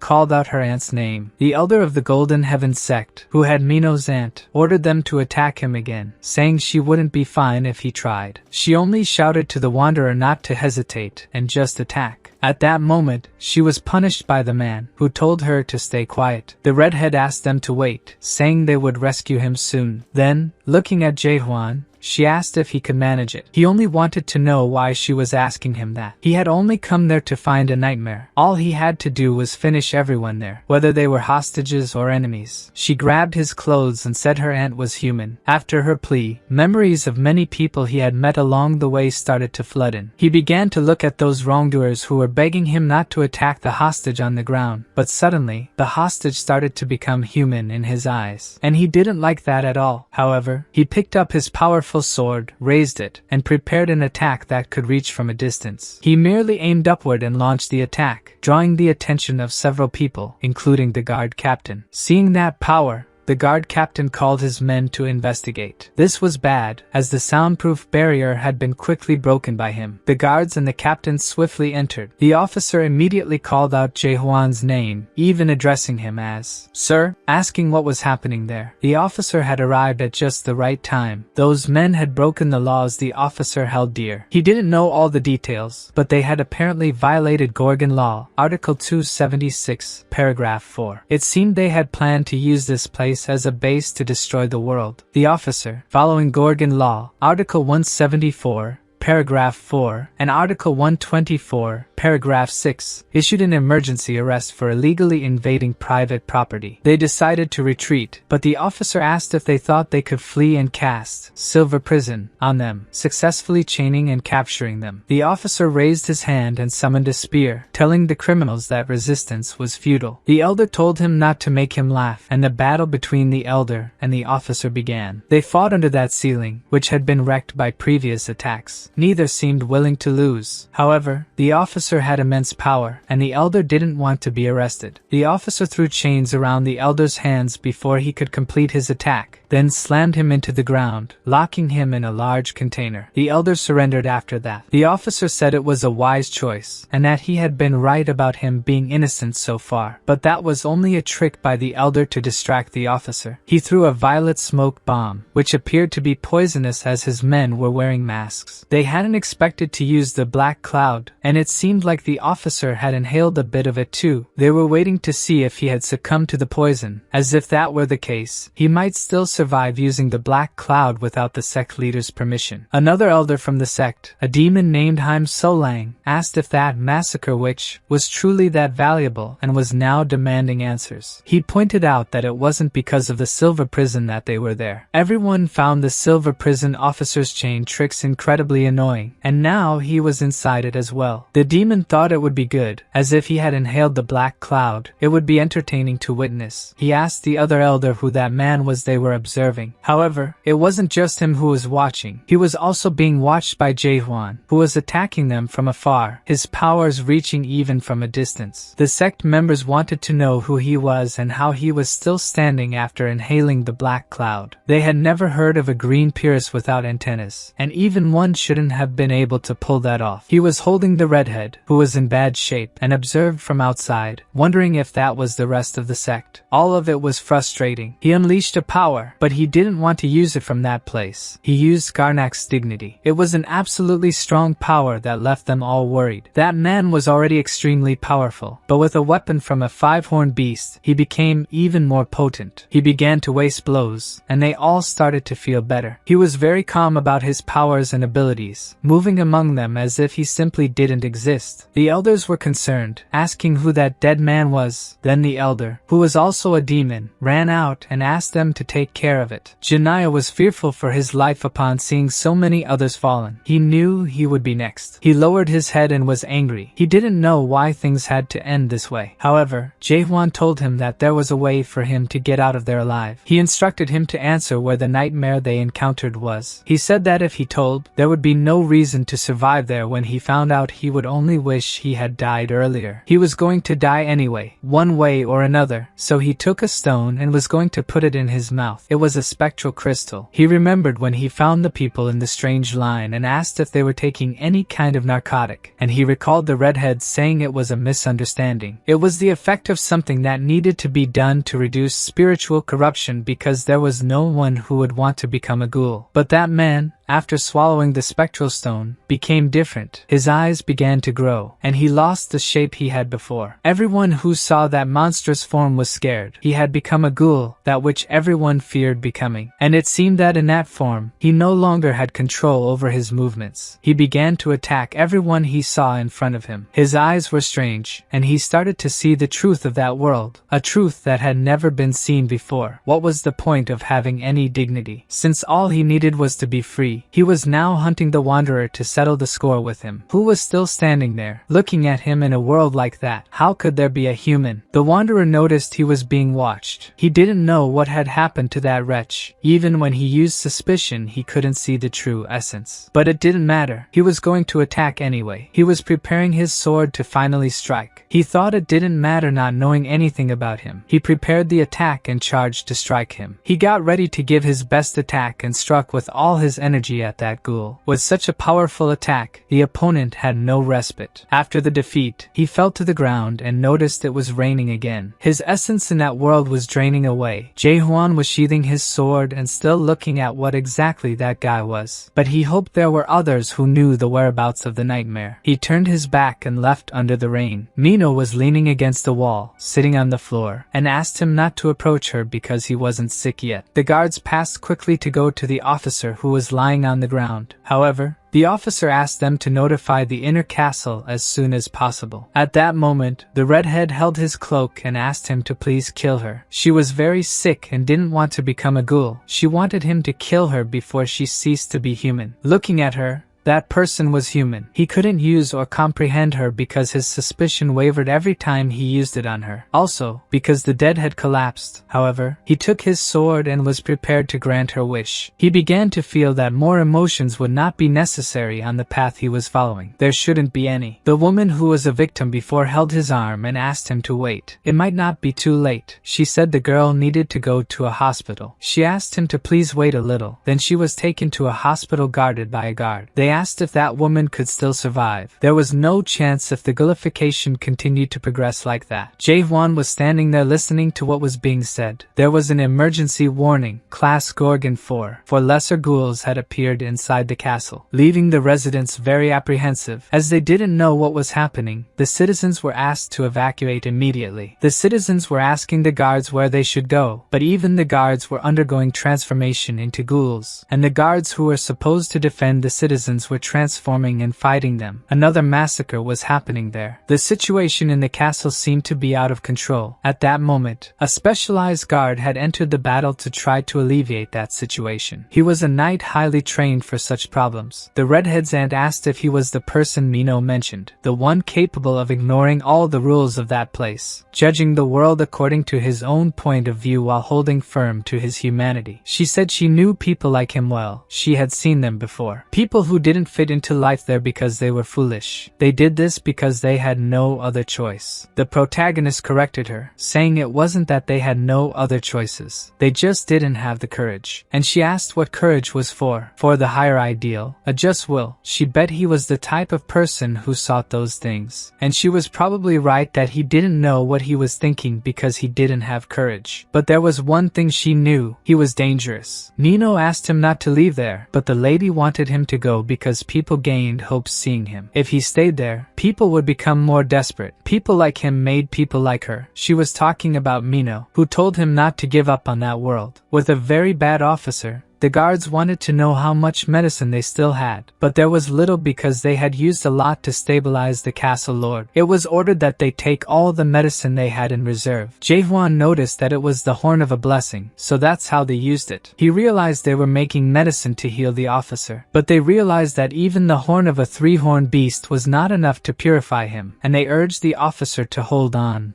a little longer. The wanderer wanted to know if there was any way to bring someone back once they were transformed into a ghoul. Very sad and anxious, the officer said that if he knew of any way, he wouldn't be trying to do that. So he grabbed the officer's clothes and slapped him on the face a few times, telling him to wake up quickly because he wanted to ask him something. The guard didn't know how he was. They were surprised when they saw that the slaps he received managed to wake him up, and he recognized Jae-hwan and even asked what he wanted. The officer asked him to kill him because he was the only one who could do that. When he replied that normally he shouldn't ask someone to save him in a situation like this, the officer mentioned a Gorgon law that anyone who began to corrupt should be executed immediately. However, Jae-hwan was fed up with those stupid loyalties. If he had some guys like him, he wouldn't have needed to be stuck in that cursed tower for 40 years. An alert sounded. Spiritual corruption was at 94%. Ghoulification would begin soon, and they asked everyone to get out of the way. The Great Extermination Squad for Ghouls was led by Commander Jahir, who was an adapted being at the 5th stage. The guards were saddened because the extermination commander was there. Their officer had no chance left. Then that extermination commander, holding his sword, began to speak, stating that according to Article 1, Paragraph 4 of the Special Gorgon Law, he had to execute Carlton, the chief of the North Post, and another individual. He was prepared to execute Carlton, the chief of the North Post, and another individual immediately, but he was stopped from executing them when someone held his spear, asking him not to deliver the fatal blow. The Wanderer said he couldn't kill that guy yet because he still had something to ask him. The commander determined that he had blocked his sword with just his bare hands and told him he didn't know who he was. He said that Carlton would soon become a ghoul and the ghoulification of a 5th stage adapted being would cause a terrible disaster. Extermination was the only way to prevent it. Jay asked if he was going to become a ghoul. Then handing over a chip from the 5-horned beast, he said he thought that might stop the process. Everyone was scared when they saw Garnek's horn. They thought the power might have a chance with that. He was holding such a valuable material with so much brute strength. Medicines were made, and both Mino and the officer took them. Fortunately, the measuring equipment indicated that his level was not increasing. On the other hand, Mino was so weakened that ghoulification was not stopping, and her spiritual corruption levels were above 95. The chief of the extermination guard asked to call Mr. Cheongil because he knew that old man was capable of performing the ghoul cut. Jae-hwan was watching the scene from afar and wondered who the chief was, saying he had heard that the cut reaped the corruption itself. The doctor was in the inner castle resolving some important matters, and they couldn't call him just for that. The extermination commander Jahir asked the young man to step aside because he couldn't leave it like that. After staring at the commander, Jae-hwan had his hand on his weapon. He drew his weapon, but not to kill. He was suspicious, delivering the blow to Mino. He looked at her aunt, who was frantic, begging him not to do that and to stop immediately. However, he hadn't pierced her skin. He had only touched the tip of the blade to her heart. He watched and observed to see if there was any change in her expression, but he realized he was being taken. Then a silver light surrounded him, leading him to an alternate world. Someone asked him what was happening. Looking at the woman, that little one asked what had happened to Mino. Putting his hand on her face, he said she was a poor child and that he would help her. Then he looked and only then realized that there was another person there, and asked how he had managed to enter that world, and why such a noble soul was emitting so little energy. He realized that suspicion was not working and that old man was the source of the spiritual corruption. He knew that if he destroyed him, he could save that woman. The two began a fight in that different astral plane. The old man of that world was surprised when his sword was stopped as if someone had blocked a normal cut. He realized that his world was breaking, and those on the outside began to see him. The old man was furious, asking him how he used that in his world, who he was. He became very sad and resentful when he noticed that his sword was broken. He shouted because he had broken his precious sword made from the horns of a 4-horned beast. He became very angry because he thought he had broken his precious sword. Suddenly, he took another attitude and felt like someone who was very curious. That was the Doctor of Despair they had mentioned earlier. The squad leader asks how the castle lord is doing,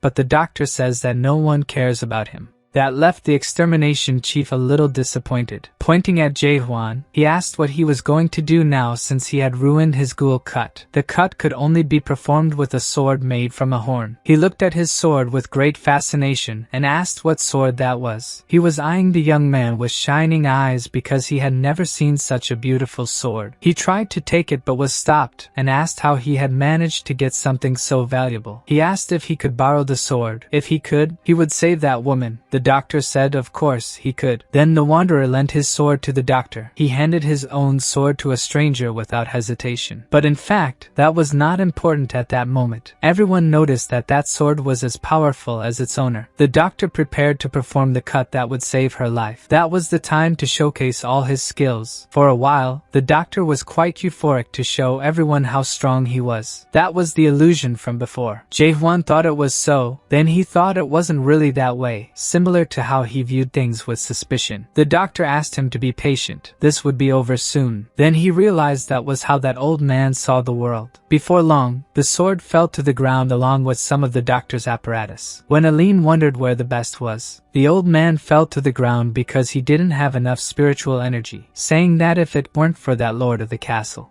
And the young man above was looking for the old gentleman without realizing where he was, yet the world was collapsing. He was sad because the portrait of the girl was also fading. He was sad. He felt a lot. It was quite embarrassing. Then he realized the young man was picking up the sword, thinking it was foolish since he still couldn't integrate into his world, and yet he would be trying to mimic a ghoul cut. He said he couldn't cut, but even if it were a copy, the doctor asked him to stop. That cut wasn't something anyone could do. The girl's aunt said he was mistaken. What he was doing there wasn't an act of bravery, but rather irresponsibility. Jae-hwan told her to be quiet. For the first time in his life, he had taken the sword to save someone. The doctor widened his eyes as he realized he had a chance to succeed. He was trying to remember the appearance of that girl. It seemed he had recalled, so he set out to do what needed to be done. He knew she was a stubborn prankster. Despite being an assassin, she herself was vulnerable, but she was also very nice. He felt something was missing. Then he remembered what it was. She believed in people, and there was a moment when her portrait had been painted by that wanderer using the tip of the sword in a parallel world. The doctor hadn't succeeded because he didn't remember she had a birthmark. Now she was safe, and he was close to her. She looked at him with gratitude. Measuring her level of corruption, they noticed it was falling, and the transformation also seemed like it wouldn't happen. The doctor asked if Nino was alright, and why Miss Claire was crying. He said she now seemed less foolish and asked who she was. Meanwhile, the doctor thought that name shouldn't be Ghoul Cut. He thought it should be called Ghoul Thrust and wanted to know where he learned such a thing. Then the extermination commander asked the doctor if that man had really used something similar to his cut. The doctor didn't want to acknowledge it because the Ghoul Cut wasn't. Hearing this, he realized that the doctor, like him, was an awakened one. The awakened were ordinary beings who managed to escape the rules of the system. They had enough power to completely change the local power dynamics. The extermination guard asked the doctor why, if that man was an awakened one, he managed to use the Ghoul Cut. The doctor asked him to calm down, but the commander was thoughtful, for the doctor had said that if there were another person who could make the cut,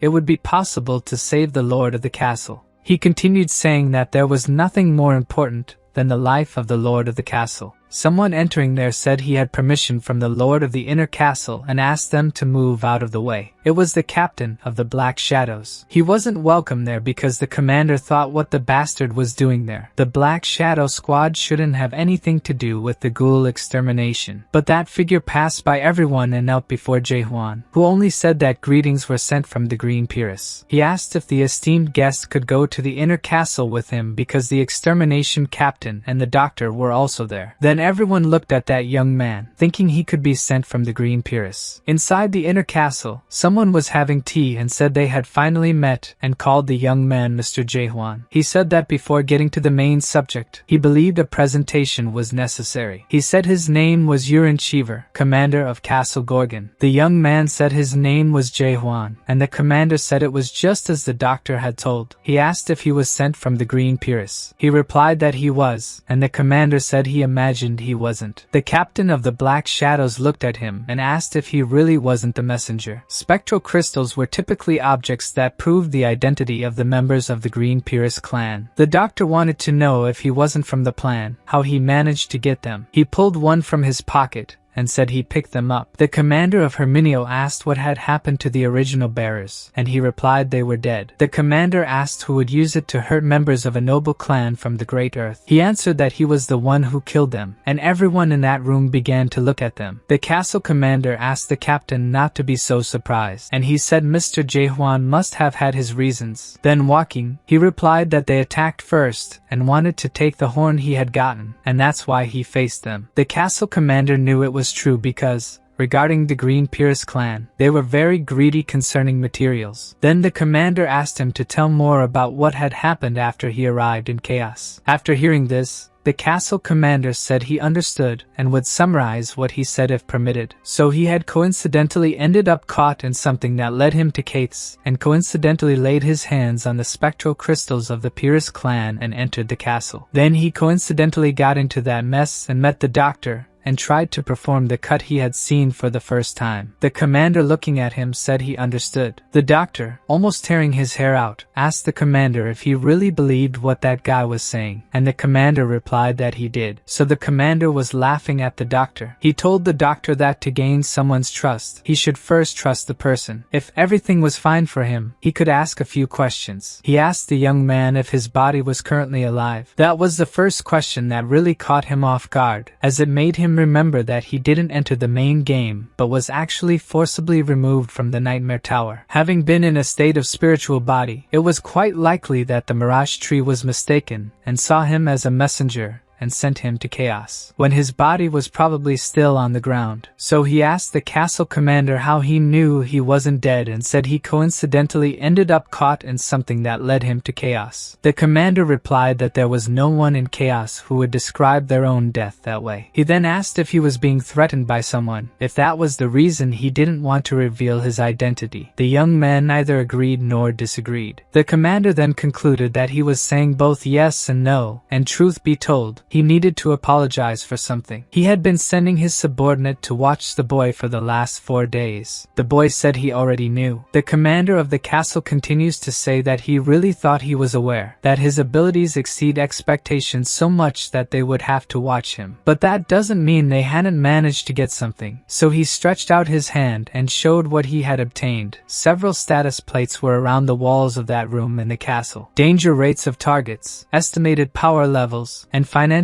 damages caused approximately 380 million of the local currency. He knew what such people were called. The doctor intervened and said he was a crazy bastard. The commander didn't know if he was a hero or a villain. The doctor knew he was crazy. The commander had said they could call him a hero, and others would call him crazy. He was sure people called him by various names. The commander said that as for him, he called people like the young protagonist. He commented that there was a common trait among protagonists. They were famous.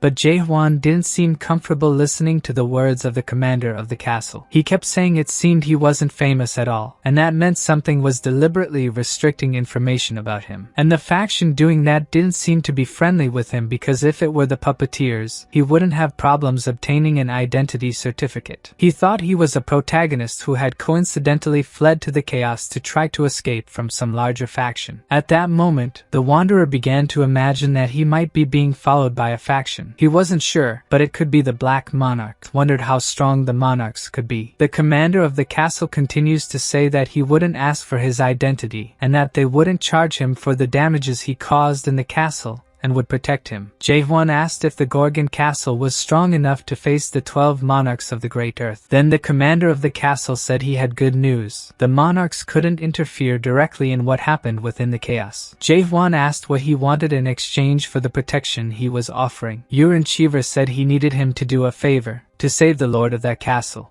2 hours later, the head of the Northern Control Post and the woman are recovering in the infirmary, which was being reported to the Wanderer. The person also asked if he really wanted to be taken to the training fields instead of to the guest hall. The doctor replied that they needed to decide what was stronger, his cut or the boy's thrust. He looked at the doctor and asked if he was among those who had completed the Master Tower, asking him if he knew anything. But he said he only knew what he needed to know. The doctor said that if he could hit him, he would answer all the questions he had. However, he thought it was impossible for that to happen. After making a real mess of that place, the doctor wanted to go again. But the Wanderer didn't want to because the results had already been defined. The place was all broken. He told the doctor that he hadn't used his final technique. He knew that if he used it, he would die. He was holding back because he was worried about the doctor. The doctor thought he was a damned impolite and kept asking his age. He said he was probably 60 or something like that. The doctor was furious because he was 1,000 years old and had only been thrusting for 60 years. There was no way to defeat him, who had been cutting for 1,000 years. Then the boy asked if he had really been cutting for 1,000 years. The old man replied that yes. The Wanderer said it seemed to him that the doctor had done that for at most 10 years. The doctor went under the floor to surprise him, jumping above him and shouting that he was a damned. With his sword in hand, he wanted to make a cut and told him he would see if he could actually say something after taking that cut. He launched a very well-elaborated attack at Jaehuan, who grabbed his sword to block. Drawing his sword, he managed to block the incredible power of the doctor before that power could even touch him. The doctor found his movements quite precise, but the boy was not happy with himself as he had been sent quite far back even after using a normal thrust. Dr. Cheongil wanted to know what the name of that technique was and what he called it. He replied that he called it a normal thrust. The doctor thought the name was quite lowly, and with that name, people could imagine that there was a stronger technique. However, the young man said there was, and began the demonstration because there was an even stronger technique. The doctor was startled as he thought it was impressive. He even began to water his eyes because he thought that was the only king of chaos when he could forget the fear of having faced it. That made the doctor remember and think that the only king could really cut something like that. He might not be on the same level as the only king, but such a powerful attack made the doctor run away because he just wanted to come out in one piece. He shouted to him that he was leaving. The boy noticed that the doctor was speeding away and asked them to wait. However, the doctor didn't want to prove anything anymore. He had already declared himself defeated. In the Great Earth, in the 5th region of metal, someone seemed not to believe what they had just heard. The Black Monarch had done this time. The person reporting said that according to his investigation, the Black Monarch was currently in contact with the chaos. He wanted to know why exactly he was after the chaos. That's what the Metal Monarch wanted to know, what everyone called inflexible metal. He was furious because all the monarchs of the Great Earth should be part of the pact that prevented them from interfering in the affairs of chaos. The boy reporting trembled in fear and said it was kind of complicated, and he asked him to take a look at the screen showing some of the movements of the Wanderer. The Metal Monarch asked if that was the video that had circulated with the name of completion of the 99th floor or whatever it was. He asked him what had to do with that. His video was fake. The boy told that the product in the video was something that the Black Monarch of the 9th region would hire. The Metal Monarch wanted to know where that product was at that moment. The trembling boy tried to explain that after refusing to complete the tutorial, he broke the ceiling of the tower, and they say he fled to the chaos. The monarch found it strange because the cultivator should be keeping an eye on the 100th floor, but the boy told that he had killed the cultivator. The Metal Monarch wanted to know if that was a joke, and the messenger said he couldn't believe it either. The Metal Monarch was upset because the bastards from the 9th region had a connection with the chaos. The messenger warned that this was something they had recently discovered, for the Black Monarch had interfered in the chaos a long time ago. Some of the 10 sects of chaos had been in regular communication with the Black Monarch. The Metal Monarch was pondering what the Black Monarch was planning. He sent the messenger to send messages so that he could travel to the chaos. The messenger asked if he was planning to interfere in the chaos. The monarch said he would just keep an eye on things to understand what was happening and sent 10 elite warriors of rank Gold 1 and the Hyeyang. The monarch remained there in the sun, wondering how Cheongil would have have lived a long life if he hadn't had such a hot-headed personality. Consortium, he would be getting himself into trouble. But at that very moment, in the castle of Gorgon, he was being hung by the sword of the Wanderer. The doctor told the young man that he couldn't let him do that. How could he not respect his elders? The doctor was outraged. How could it be possible for him to do something after only a few stabs over 40 years? He said he thought he had delivered 10 billion stabs, and the doctor told him to stop lying. He crouched down to be at the doctor's height and asked him what made him think he could only stab with the sword. He energized his hands, and particles began to float. Cheongil widened his eyes, thinking that this could be the rough and foreign energy he felt the first time he saw the young man. It wasn't real energy or anything like a combat spirit. It was his hostility and the intention to refine the world. That gentleman, watching the young man all enchanted with energy, couldn't believe that this brat had become the stab itself, and he had been stabbing the world recklessly even at that very moment. Jae-hwan looked at that gentleman and said he had already mentioned delivering 10 billion stabs and asked if he remembered that paper. It was the contract they had written before dueling. The loser would grant a wish to the winner. So the young man was reading that it said that the Doctor of Despair, Cheongil, promised by his honor and all the beauties of the world that he would follow that contract. The doctor said he had understood and asked if he planned to use him as a slave. The young man didn't need that here. He stated that his request would be simple. Just answer these questions sincerely. The doctor said that was fine, but first, they should go outside for a walk. Outside, he began asking the doctor what the Master's Tower was. The doctor asked him if he knew that the nightmares had created the towers. And the towers created by the nightmares would range from rank F to rank S, but there were nightmares that had no interest in rankings. Masters would be those who had already managed to turn a rank S into an apprentice, and had become the master craftsman before. Just because it had been made by a master didn't mean it was a master's tower. Only towers created without any relation to cultivation could be called a master's tower. The towers were created. He replied that he also didn't know that there was no one who knew. The masters thought that the masters were the ones behind the truth of the world. One thing he knew was that from time to time, awakened ones emerged among those who completed the master's tower. He asked if he was also one of the master's tower. He mentioned that he had made it to the 4th tower of Master Melville, a tower known in the world as Moby Dick. A giant white whale appeared on the 1st floor of the tower. Remembering now the difficulties, they appeared hilarious, but at the time, they were like calamities. So many martial masters in the martial realm died. It was a miracle he completed the tower. So Cheongil was assuming he was from one of the master towers and wanted to know which tower he managed to complete. Jae-hwan replied that it was the Mulak Pain. Then that gentleman turned to him, looked into his eyes, and asked if it was really Mulak. He found it hard to believe that any awakened one had managed to complete the Mulak Tower. The young man asked if he knew him. The doctor said of course, and mentioned that they used to go on journeys together. Those words kind of surprised the protagonist. Continuing to say they used to go on journeys together, the young man asked if he went on journeys with Mulak. He said it was a long story and told him to walk a little more. And they went to spend some time in a bar where there were many happy people drinking beer, some eating kebabs made from horned beasts. He spoke to the woman whom the young man had saved earlier because she was now running an open-air bar. Looking at the young man, she said that a certain someone had destroyed her shop and handed him the beer. The doctor asked her why she was reopening the shop after what had happened earlier, saying she really liked money. So she told the old man to shut up and take her beer. Meanwhile, Jae-hwan was looking at the plate with those snacks and his glass of beer. The doctor told him that he should be feeling something strange. Cheongil told him that the people didn't seem alive, and yet there was food in a world where one couldn't feel hunger. He paused drinking and said that originally, the chaos was a blessed world. It was the place where souls weary from war on the great earth came to rest. All beings found their lives again after being freed from the life of swordsmen and archers, laying down their weapons, shouting for peace instead of war. Jae-hwan looked to the side and only saw people fighting. Then the gentleman asked him what those two tough guys seemed to be. They didn't look drunk, and when the wanderer tasted that liquid that should have been beer, he realized it only tasted like water. So the gentleman continued speaking. That was it. They weren't drunk, especially since one couldn't get drunk, feel hunger, or even age in chaos. But even in that paradisiacal place, humans were flawed. In the matter of searching for their real lives where death existed, they began began to imitate the actions of when they had their past lives, the life in which they had a body and a beating heart. Now the gentleman was exalted and said that people began to adopt new actions. The people who gathered to recover their real lives in an expedition squad dreaming of the impossible. That was the Abyss Expedition Squad. The Wanderer wanted to know why they were unfair to the Abyss. The gentleman, who was already quite excited, said it was to stop the fruit of resurrection, saying it was the fruit from the branch of the mirage tree that stands at the end of the abyss. That conversation caught Jaehwan's attention, and he asked if it was possible for a dead person to come back to life. That gentleman said that was right. It was the only way for a person in that world to come back to life by eating the fruit of resurrection. The Abyss Expedition Squad was an alliance to find the fruit. He mentioned that when he awakened, it was a time when he feared nothing. The young man asked if he was saying that Muluk was part of that expedition. The doctor said that was correct. He was the chief who led the expedition squad. That guy was a character. It was an interesting awakening, and he recounted how it was when he met him, when Muluk told him it was an incomplete awakening, in which he hadn't abandoned his emotions, and he was following a very strange awakening path. He bet it was difficult. Muluk said he seemed irritated by what had happened during the cultivation. Then the doctor said he had asked him why a nightmare would be going to the abyss. They wouldn't be the wretched ones who usually just build towers. That question, the doctor said, would be of no use, even if he apologized on behalf of all the nightmares. He had never heard of that before. That was the karma he had to carry for the rest of his life. A nightmare that regretted creating a tower. He told Cheongyo that he might not believe it, but the reason he entered the Tree of Mirage was the reason he went to the abyss. It was because of that tower. What motivated the nightmare was to end the cultivation, so he gave Cheongyo a sword. The reason why the doctor had entered was part of that expedition. To end the cultivation,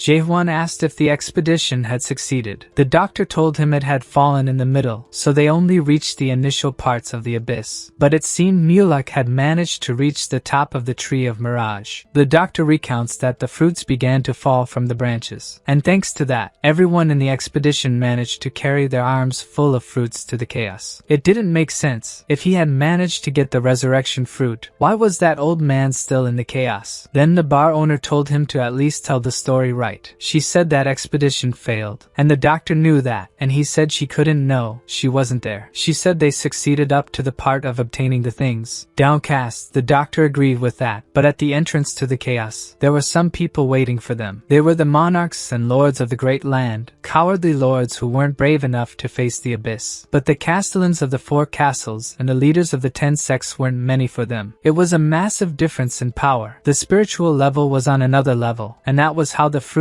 were stolen from them. They kept coming back to life without stopping when they died with those fruits, which had been like that for 900 years. It reached a point where there was a place called the Palace of Resurrection, so those damned ones would always come back whenever a monarch or one of the 5 noble clans died. Jaehwan knew that was why that place was so empty of life. They knew they could never reach real life or the fruit. When the young man was about to ask more about Muluk, the doctor was so tired that he fell asleep. The bar owner said it was useless to call him because that damned doctor got drunk anyway. It could be the result of pretending for 1,000 years. What she could hear was that no one saw the nightmare after the expedition. Apparently, he disappeared after leaving his final words behind. He had failed, but at the same time, he hadn't. The guard chief thanked him for what he had done for him earlier. If it weren't for them, his chief would have died. Seeing that he seemed not to remember him, he said that when he returned to the castle, he should pass through the north, as he knew his face. He wouldn't ask for a certificate, and he asked to keep that a secret and not to tell the chief. Then he turned and left. Something had caught his attention. It was the extermination commander who was looking for the doctor and Mr. Jaehwan. The commander said they were having problems. He followed the extermination captain and already felt a very dense energy. Lord of the castle was already a ghoul. This was at least dozens of times stronger than the spiritual pressure he had felt before. The ghouls seemed to be coming from the underground of the castle.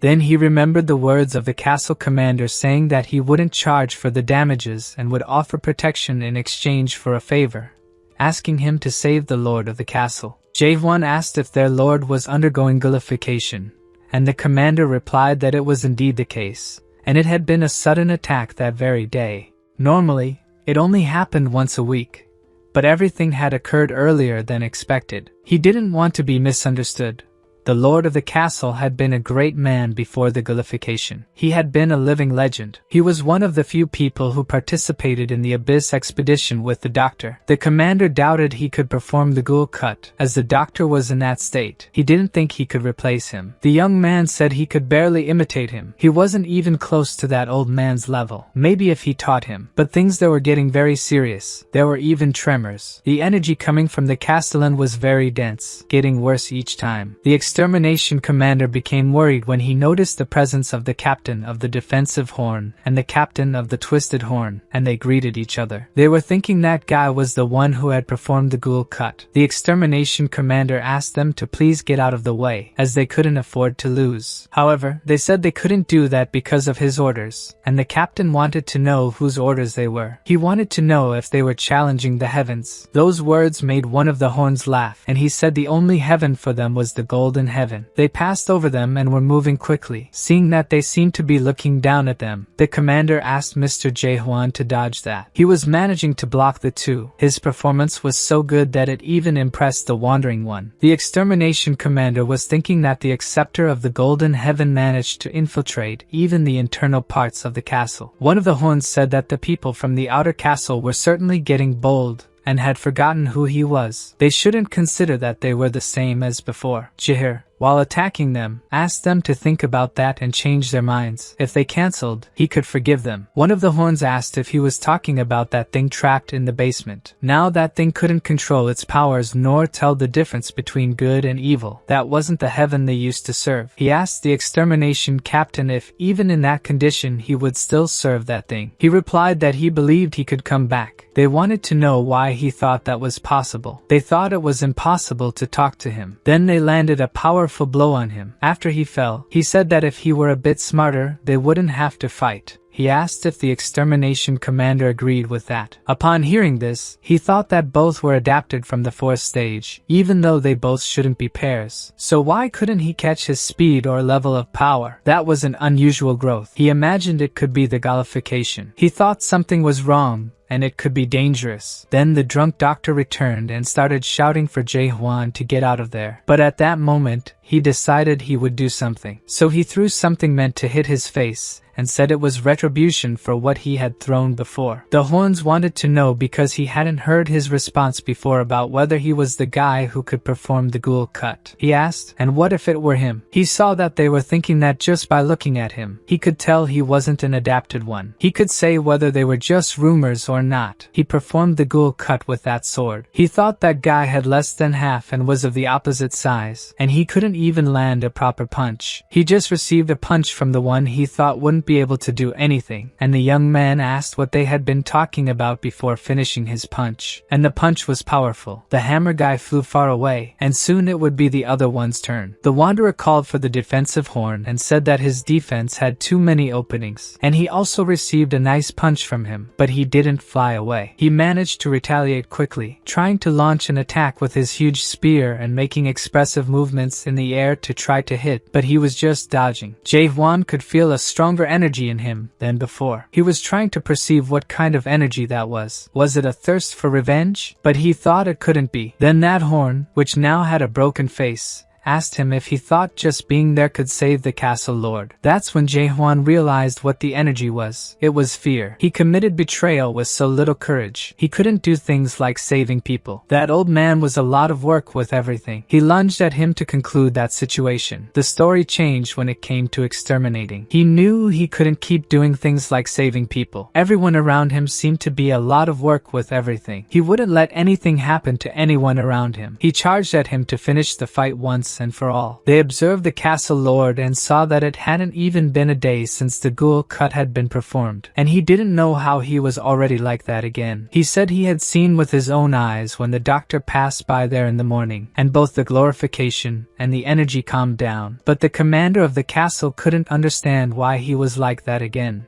Why did this have to happen just when a glimmer of hope emerged that it could be cured? The doctor said it wouldn't be possible because his ghoul cut was simply an imitation. It was different from Mino's case. The corruption of the castle lord was serious. Any normal person would have turned into a ghoul a long time ago. In another month, his ghoul cut might be something worth betting on. I never tried before. but it could be possible with 2 people. And of all possible people, if it were him, what he wanted to know was if one of them knew about Mr. Jaehwan. From before, he knew there was a traitor among them. People who could manipulate spiritual corruptions emerged even if they weren't part of the Verde Pires clan, and that's why he wanted to see him in person. He warned that matters related to spiritual corruption were dangerous, but he wanted to know why there was a captain or a minister if he had very little faith in him. He asked if he forgot who he was, who survived the hell of a war. He might have lost the war for the fruit, but he would keep going and gamble on matters related to the lives of the people of Gorgon. Looking at him now, he didn't seem to be the same castle lord. The castle lord who went on an expedition and returned spiritually corrupted, and the people who saw that happen. He thought perhaps Maihan could have something to do with it. He asked everyone to be careful because the situation was serious. It was dangerous, and they would only enter when the doctor arrived. If he was delayed, it would still be the end for Gordon. They were fearful because they couldn't perform the ghoul cut if the doctor wasn't there, and he asked if he was planning to kill the castle lord. He said they couldn't defeat him even if they all advanced together, but the commander of the castle wanted to know what he would do. He replied that he wasn't going to perform the ghoul cuts. The commander of the castle asked him not to do that. That would be the last option. Then he replied that it would be too late if they kept waiting. He said he would need to at least preserve the spiritual energy of the castle lord through the ghoul's seal. Then he said that everyone knew he didn't need to hide anymore. At that moment, someone shouted that he had arrived. Who arrived there was the captain of the Black Shadows carrying a box, and the commander of the castle couldn't believe it when he confirmed that he was the traitor. He was thinking that in that box could be stored the spectral crystal that Mr. Jaehwan had with him. It involved the future of Gorgon because he was hiding something so important. He said that he more than anyone would know what would happen if the castle lord turned into a true ghoul. Then he asked the commander of the castle if he wasn't planning to turn the castle lord into a mega ghoul. He told the commander of the castle that he had seen with his own eyes how much of a threat a medium ghoul could cause. He also said that mega ghouls were calamities that commanded countless other ghouls and brought ruin wherever they went, and he asked if he really wanted to see that happen. The castle lord was in a fury, and the doctor wasn't there. His opinion was valid. However, that wasn't something just anyone could say for having a spectral crystal. The ghoul's seal was a secret technique of the Verde Pires clan. He asked how he planned to bring one of their clan members there at that moment. The knight said not to worry because he had already called people who learned that secret technique. When he said this, several other people appeared, like the captain of the shadows. He knew those people weren't from the Verde Pires clan.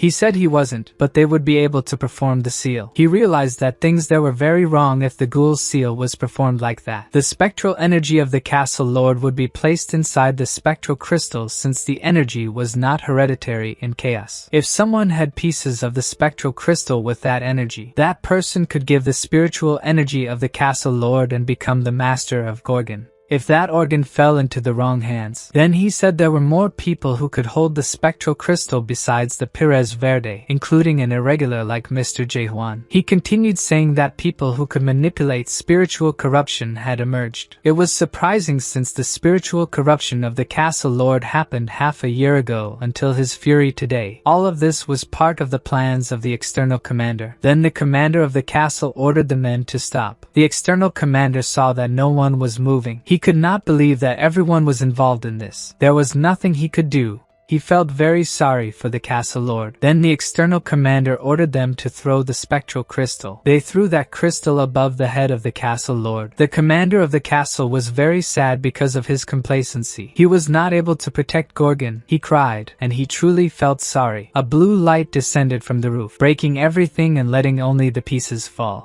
That energy was strong and felt from afar. No one there knew what the hell was happening. It had caught everyone off guard, but for the commander of the castle, it seemed like a sign that things could improve. Then Jaehwan was among them, and when the commander of the castle saw him, he was very pleased. Jaehwan came down there along with the doctor and the extermination commander Jaher. The external commander wanted to know what the hell that person was and how he was using that there. The extermination commander asked the external commander to stop pretending, and at that moment, the external commander struck a vassal and said that the blasphemy had been revealed to everyone. Those guys had already confessed everything. Using his power in a strange way, He made that guy who was being guided fall to the ground and ask for forgiveness, saying he was very sorry. The extermination commander wanted to know what he was doing. The external commander said that now that his betrayal was revealed, it seemed they had committed their deaths. They should indeed be blaming themselves for their incapacity. He asked the guards to prepare because there was a blasphemy. If the ghoul seal continued to progress, things would go exactly as the external commander had planned. However, all the guards pointed their weapons at the extermination commander. He was startled and asked why they were acting that way. Jae-hwan said they were traitors in exchange for saving the castle lord. Gorgon would protect him. Then looking at the commander of the castle, he said he had made a promise. He said that Gorgon could not guarantee his safety. The commander was discouraged and asked what he was talking about. Jae-hwan told the commander of the castle that they would change the terms of the promise. He said he would save the castle lord and kill those traitors for him. In exchange, he wanted him to give him that old man, and he would bring back the Abyss Exploration Squad. At that moment, the extermination commander, the commander of the castle, and the external commander all looked at that man making vain promises. The external commander said he was great at talking nonsense and had already heard rumors about a man who managed to kill Janaya in his ghoul state with a single thrust. He thought it was a lie, but it seemed to be true after all. They would have to give it their all, and at that moment, several of them began to invade the place to engage in a fight. Jae-hwan was ready to fight once more and started launching his powers along with the extermination commander. They were dominating that situation and putting things in order. Being in greater numbers, they imagined they could handle them, but they kept heading toward Jae-hwan and did not stop fighting. No matter the enemy, he launched his thrusts at a certain moment, launching normal thrusts. But they had their target ready, and he was going directly to meet his normal thrust. The internal commander of the castle realized that the attack would not work. He would block it. Realizing it was impossible to block, he simply dodged. And all that power went slightly above where the castle lord was, already in almost a ghoul state. He realized that if he had continued trying to block, he would have been killed. The commander of the castle and the extermination commander thought his power was more destructive than they had imagined.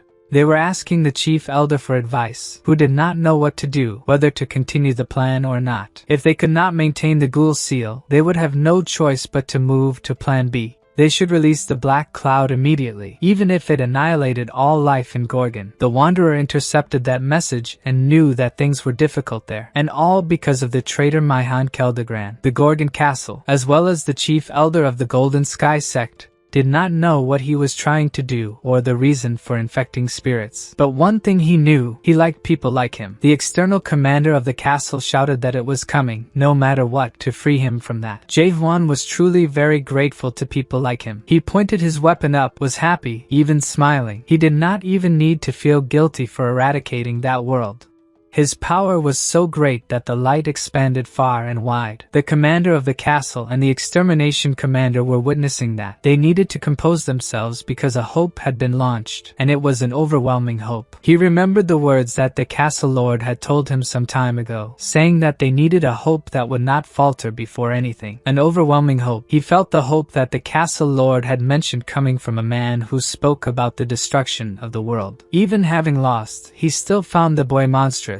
But it was too late. Soon he would become a ghoul. No matter how good those youths were, he could not prevent all those things from happening. The commander determined and warned the Wanderer that the old man was still asleep. He told him that it did not matter how much he shook. If he shook, he would not wake up. But he had a very special way of waking him from that sleep after throwing him and then smashing against the wall. The doctor woke up, and there was a feeling that this was familiar. The Wanderer told him that he should have woken up on his own. Things were tough, and they were taking a nap. Meanwhile, the goldification of Castle Lord was only increasing, reaching absurd levels. The warning of the target's spiritual corruption rate reaching 99.9% indicated that there would be an imminent goldification. The warning of the target's spiritual corruption rate exceeded 99.9%. The intoxicated doctor was asking what was happening. The system was measuring the danger level of the target. Lord Castle Lord was undergoing calculations, making it impossible to calculate the Benedito of the Mega Ghouls system. The warning was given. Everyone should evacuate evacuate without exception and avoid as many accidents as possible. All the guards were worried because they didn't know what was happening. What could be happening in the castle? The energy of Castle Lord emanated throughout the Gorgon castle. It was reported to the determined captain and the castle commander that they needed to evacuate. The doctor asked the little rascal for help and asked him if his thrust was still sharp enough to save people. And he asked the doctor when he had changed swords. He said it was when he broke the other one. Now both would have to contain Castle Lord and all that energy vibrating throughout the Gorgon castle. In front of Castle Lord, the doctor could only remember the good times they had spent together. He knew that the ghoul could awaken forgotten memories as soon as it was filled with memories. The most urgent problem would have already been resolved. However, those memories were also affecting the doctor, being involved in his intimate memories with him, as they were very close friends. No matter how many times he called, he didn't respond, so the doctor opened his eyes and realized that this was not Castle Lord. It could be anything but him. The Wanderer asked the doctor if something was wrong. He said that thing was not right. That was something else. Then that thing broke free and was in a very strange form. It was not a goldification. No matter how much the Wanderer wanted to know who that was, he couldn't get any results. He could try to attack however he wanted because that simply was not Castle Lord, so the doctor wanted to know what that was. It was then that he realized what it was. It caught both the doctor and the Wanderer by surprise. The thing seemed astonishing, thinking that he would reach there through that fire. In the end, that man also became a ghoul. Looking at the doctor, he saw a familiar face in him, then opened that mouth full of outrageously cruel teeth and smiled. He remembered that this was the incomplete awakened one because he was still there, wanting to know. 900 years ago, he did not obtain what he wanted in the abyss. That was the question he had to ask. The doctor thought that this was the owner of the Palace of Ghouls and the only being capable of opening a portal to the abyss, the only catastrophe king. Jae-hwan, even if I used suspicion, I was unable to see what that thing was. It resembled a ghoul, but it was not one. Why the hell could that be? The thing asked the doctor why he hadn't left and attacked. He said he wouldn't have stayed to save that unworthy world. The doctor was in disbelief because he had destroyed his entire world with just one move. He erased everything and destroyed it. Now, looking at the Wanderer, he said that he was an interesting human. Even though he had completely awakened, he still had a human heart. The power of the only king descended from the ghoul. The only king should have taken possession of Castle Lord's body using that. So what they were seeing now was a mass and the shadow of the only king. Having a presence that was just a shadow was that overwhelming. Then he sent someone to ask the old man what was happening, asking if he had failed. Then he tells him that now he would kill that thing. That thing found it very funny to hear a mere human say he would kill him. He was talking about killing the glorious only king. That was laughable. He found that guy very funny. The doctor told that little rascal that he shouldn't try to kill that thing, saying it was not something that could be stopped. He recounted what even Mulak couldn't do anything against him. That power would only be a shadow, but it was. He asked the doctor not to be so afraid. He was just going to win. The doctor didn't know how that person could remain so calm in the face of such an abominable and powerful being, and the thing continued laughing. The amusement he found in the Wanderer wanting to exterminate him didn't end. That thing, unleashing a strange power, told the Wanderer that he could go after him if he wanted. He was waiting. That was just the awakening of a fool with a human heart. He spoke because he was the awakening of a fool with a human heart. He was carrying the sword of the void. That weapon was terrifying, instantly transforming half of the expedition squad into ghouls at the entrance of the abyss. He prepared to attack. The Wanderer wouldn't fall behind. The doctor had seen that expression before, the one on the boy's face. He was going to the abyss and didn't even know what the abyss was. He already knew that kid was strange but never imagined he would have those intentions. There were still people who wanted to reach the end of the world. However, that was not enough. He was even weaker than that nightmare from 900 years ago, but charged at the boy and was striking him. Jae-hwan would face him on equal footing. It didn't matter how long that lasted. He tore off an arm from him. However, another one almost instantly emerged in its place. The Wanderer was surprised because that was a different fight. Not knowing his opponent's movements was hindering him in that fight, and he was at a disadvantage. But that wouldn't last because the Wanderer had a free spirit, and he would go to the last consequences to end that thing. Corruption was a disease of time. The only look at the sword of the void would make hundreds of years, if not thousands of years, pass. The soul cannot withstand that time, aging and becoming corrupted, and thus he would become a ghoul. He answered him that regarding that, He would only need to tear his own soul. He ripped away a part of the aged soul with a sane mind and astonishing willpower. But it was that he was the end of the thing. He wanted the rest of his soul. He would take it. The fight was unbalanced. The wanderer didn't even understand what he had gotten into. That was the king. He thought about his power over him. Then the doctor, anguished with his hands on his head, was reflecting, and in his analysis, he realized that the sword in his sheath was a replica of the Tower of Nightmares. That thing found the doctor's analysis perfect for a toy created by a nightmare. The doctor shouted at the kid, but the wanderer already knew that what needed to be done wouldn't come easy. No matter how much that thing attacked him, his gaze was one of victory, and he charged forward. The fight was sword against sword. The doctor, being weakened, flew far away, but the two continued to stare at each other. The king said that if he continued resisting like that, his soul wouldn't last. The wanderer knew he was right and that he couldn't win that way. So, however, the wanderer couldn't see his weak point. No matter how many times he suspected it, the strange particles made concentration difficult in that place.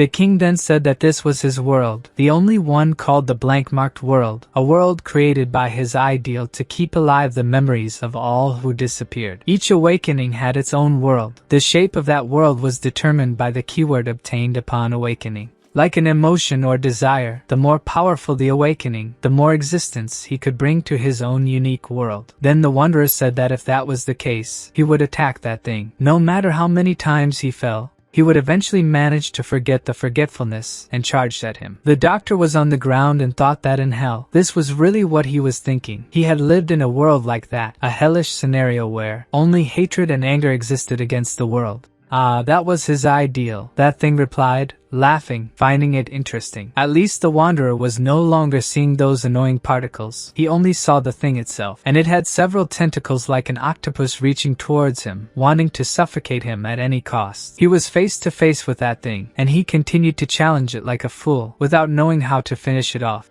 That thing was having a lot of fun with the wanderer. It wanted to do something it didn't know how to do. The fight was becoming unequal, and the wanderer was taking a beating. The doctor wanted to help but couldn't remember how he could do it. So he, who did not give up on hatred, was an irritating existence, and he wouldn't see it in time. The thing was about to sever parts of Jaehwan's body. He was even smiling at how fun it was. For him, it would be a shame. The wanderer just closed his eyes. When he did, he seemed to see something different. When the wanderer managed to see reality, he attacked that thing right in the middle of its forehead. He had forgotten something that suddenly he remembered. However, the thing thought it had been fun. But he was just talking. But now the wanderer had a champion's performance. That thing that had taken Castle Lord's body found everything hilarious. It couldn't cause a single wound, but it kept fighting. Still, it was in front of him, convinced that it could win. Sometimes it got irritated, but it didn't stop. It continued. Now what should be Castle Lord had tricks up its sleeve. That irritated the wanderer. It was something strange, and he was charging forward to continue the fight. Jaehwan was also in the middle of that seemingly endless battle. Few movements, few blows, and many injuries. He was taking a beating like he had never taken in that world. But he also hadn't given up. He charged at that thing intending to stab it. It was power after power. No matter what side, there was always one more power. During the last hundreds of thousands of years, he had witnessed the existences that established the world. All of them climbed that tree. He wanted to know what kind of question the wanderer would seek on top of carrying the world with that, and what his question was. And the fight continued. The thing seemed to understand that world. It was, in itself, already its question. So what that world was to him, destruction, annihilation, or eradication. He asked this while fighting that wanderer. It could only be the apocalypse. That was the only name that fit that world. The arrogant world was a mere human questioning the value of the existence of the tree of mirage. He was questioning himself about this according to the standards of his world. The wanderer asked what the hell he was talking about because he couldn't keep quiet. And he launched a single attack against that thing. And that thing understood. Then it wasn't a question. In that situation, he had experienced it somewhere before. He transformed completely into an ordinary being. That made the wanderer sweat because he didn't know who that guy was. And that guy in front of him was the shadow that descended upon Castle Lord. What did that mean? Even so, He was preparing his thrust and launching it at that being. That incessant and endless fight continued. The king found that man arrogant. He didn't understand what he wasn't capable of just killing him. How insolent. This was getting boring. He would end it once and for all. It was then that the wanderer stopped in front of him. He didn't wish to do anything but defeat him. His eyes were disdainful toward that thing. But reciprocally, the king's shadow also wanted to win and was going to show that human who the king was. While fighting, it asked if he knew he was connected to its body. The wanderer went all out to simply hurt him. That was impossible. A friction skill. The wanderer was unlocking new functions, and it was becoming increasingly important. That was a mere existence living by the apocalypse. He would be waiting at the entrance of the abyss. Then that thing was gone, and that endless and bloody fight ended. Castle Lord was thrown on the ground, unconscious. All the wanderer knew was that that thing would be waiting for him at the entrance of the abyss. It was the end of that endless fight. Castle Lord's body lay there among the mess that was the two's battle. The wanderer only knew one thing. He needed to become stronger. He needed more than just thrusts. Specifically, the heavy thrust was what he needed. It was a good skill to try out in an army. Against a powerful individual, the area of effect was too wide to be effective. This time, he only managed to use it as a distraction to buy time. He needed a new specialized skill to face an individual. In the midst of the rubble, there were several victims, one of whom was a doctor lying unconscious amidst the debris. He was being rescued by the commander. The wanderer felt sad for not having managed a decent fight. Looking at Castle Lord's body, he was still alive and aware. He asked the young man if he could come near him for a moment. He told the young man that he had become a ghoul but had still been watching over him. He was very grateful because he had faced the one true king. He still had the strength to hold the wanderer's arm and told him that perhaps now was the time for Gorgon to change. He asked him to please accept it and transferred his primordial energy to him. He told him that he exuded a familiar aura. Castle Lord liked that young man. He could feel the memory of those warm people. He asked him once again to please not forget the human heart. The guards arrived, asking if everyone was okay. The doctor was complaining that his back hurt. But when they looked to the side and saw that Mr. Jae-hwan had that symbol on his arm, everyone immediately bowed before him. The doctor and the guards present paid their respects to him. They felt sorrow for Castle Lord's passing but understood that he had followed his wish. Gorgon now saluted the new Castle Lord,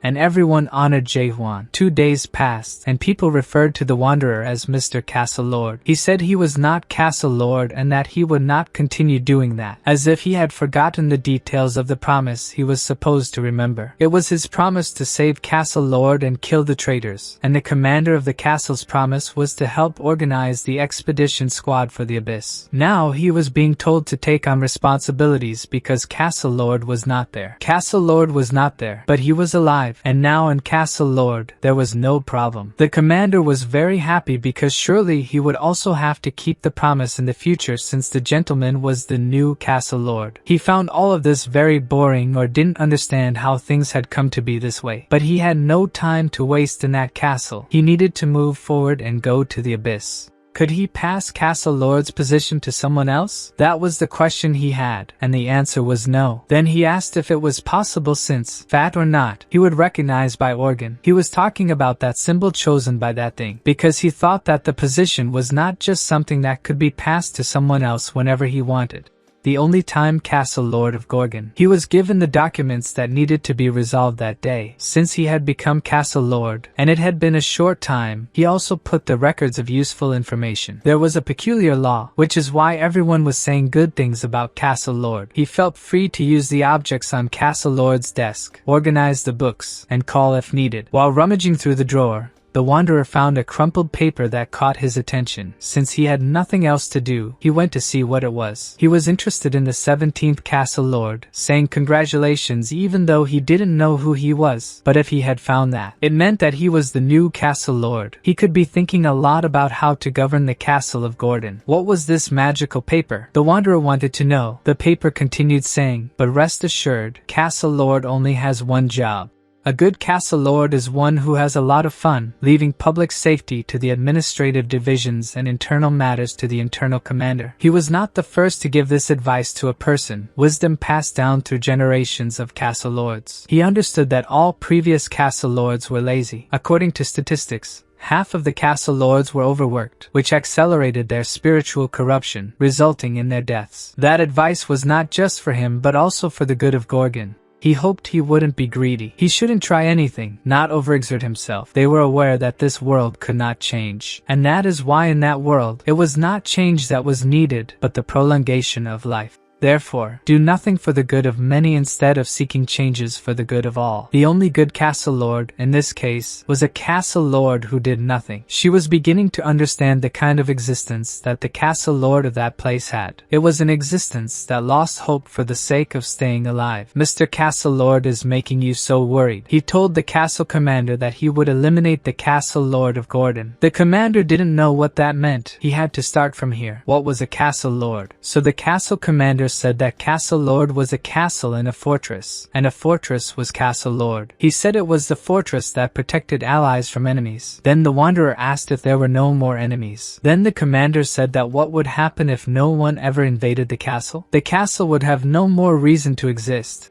In that case, a castle lord would not be necessary then. A castle without enemies. Something like that was impossible. He said it was possible. Yes. Then Danilo wanted to know why he thought it could not be possible. He said he would unify chaos. Someone asked him if he was a new castle lord. Funerals did not exist in chaos. In fact, what existed were floating soul ceremonies to bid farewell to those who appeared forever. A performative funeral to remember those who had died. The floating soul was performed to erase it. During the ceremony, the story of the soul that disappeared forever was told repeatedly, so that it would never be mentioned again after the ceremony. That was the last gift that chaos could give to those who had departed. We met Emil Grashek, but they couldn't bury him. He no longer existed anywhere in the world. Without a body or soul, the only thing that while they became food for the tree of mirage was why they forgot them during the period the ceremony lasted. Then they would speak of him one last time. They would speak so much that there would be nothing more to be said. That was their castle lord. The wanderer had finally learned the name of that old bastard who gave him the position of castle lord. That foreigner was wearing castle lord's clothes, saying that such a young soul had become a castle lord. I heard he hadn't lived 100 years yet. A beautiful girl said that he looked like someone she would like to face. The woman said it seemed like he took too long, said the leader of the sacred vigil. It seemed that the old man from the school forest guild had been faster, but she found the doctor she was betting on interesting.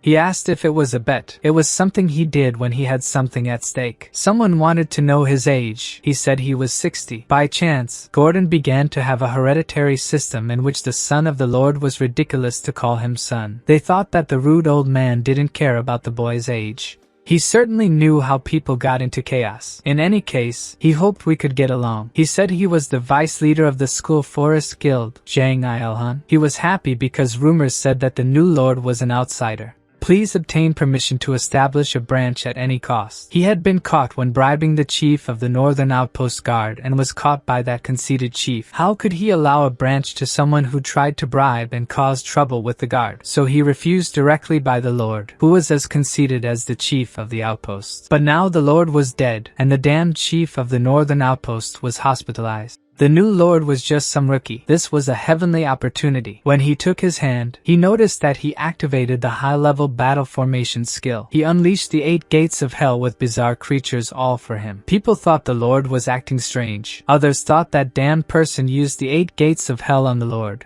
Who could do that to a child of only 60 years? The guy was thinking that he had found the strongest battle formation. He should be experiencing a fire hallucination from the Diamond Red Dragon. Chaos has a unique way of greeting people. Now is the only time to return the favor. He used the lost enchantment, and the man went crazy seeing that vision of hell. He knelt before the new lord and begged for his life. He knew he deserved more, but would take it easy on him. He just had to be careful in the future. Everyone thought that lord was very annoying and wanted him to be tougher. The doctor was watching how the boy would give an inaugural speech. He had that bad feeling again. His name was Jaehwan. He also said he was the new lord of Gohan, and didn't know the previous lord, didn't know what he had done, or what kind of life he had. What kind of lord he was, he didn't know any of that. It honestly didn't matter since he had the knowledge that no one was satisfied with him. They should be thinking that a young man with mediocre spiritual protection became the Lord purely by luck. They were dissatisfied with him here, and he didn't want to be, so how could he achieve the best outcome for everyone? After considering it for about 30 seconds, he found the solution. Anyone who could defeat him in a direct duel would become the new Lord. The first to defeat him would take the position.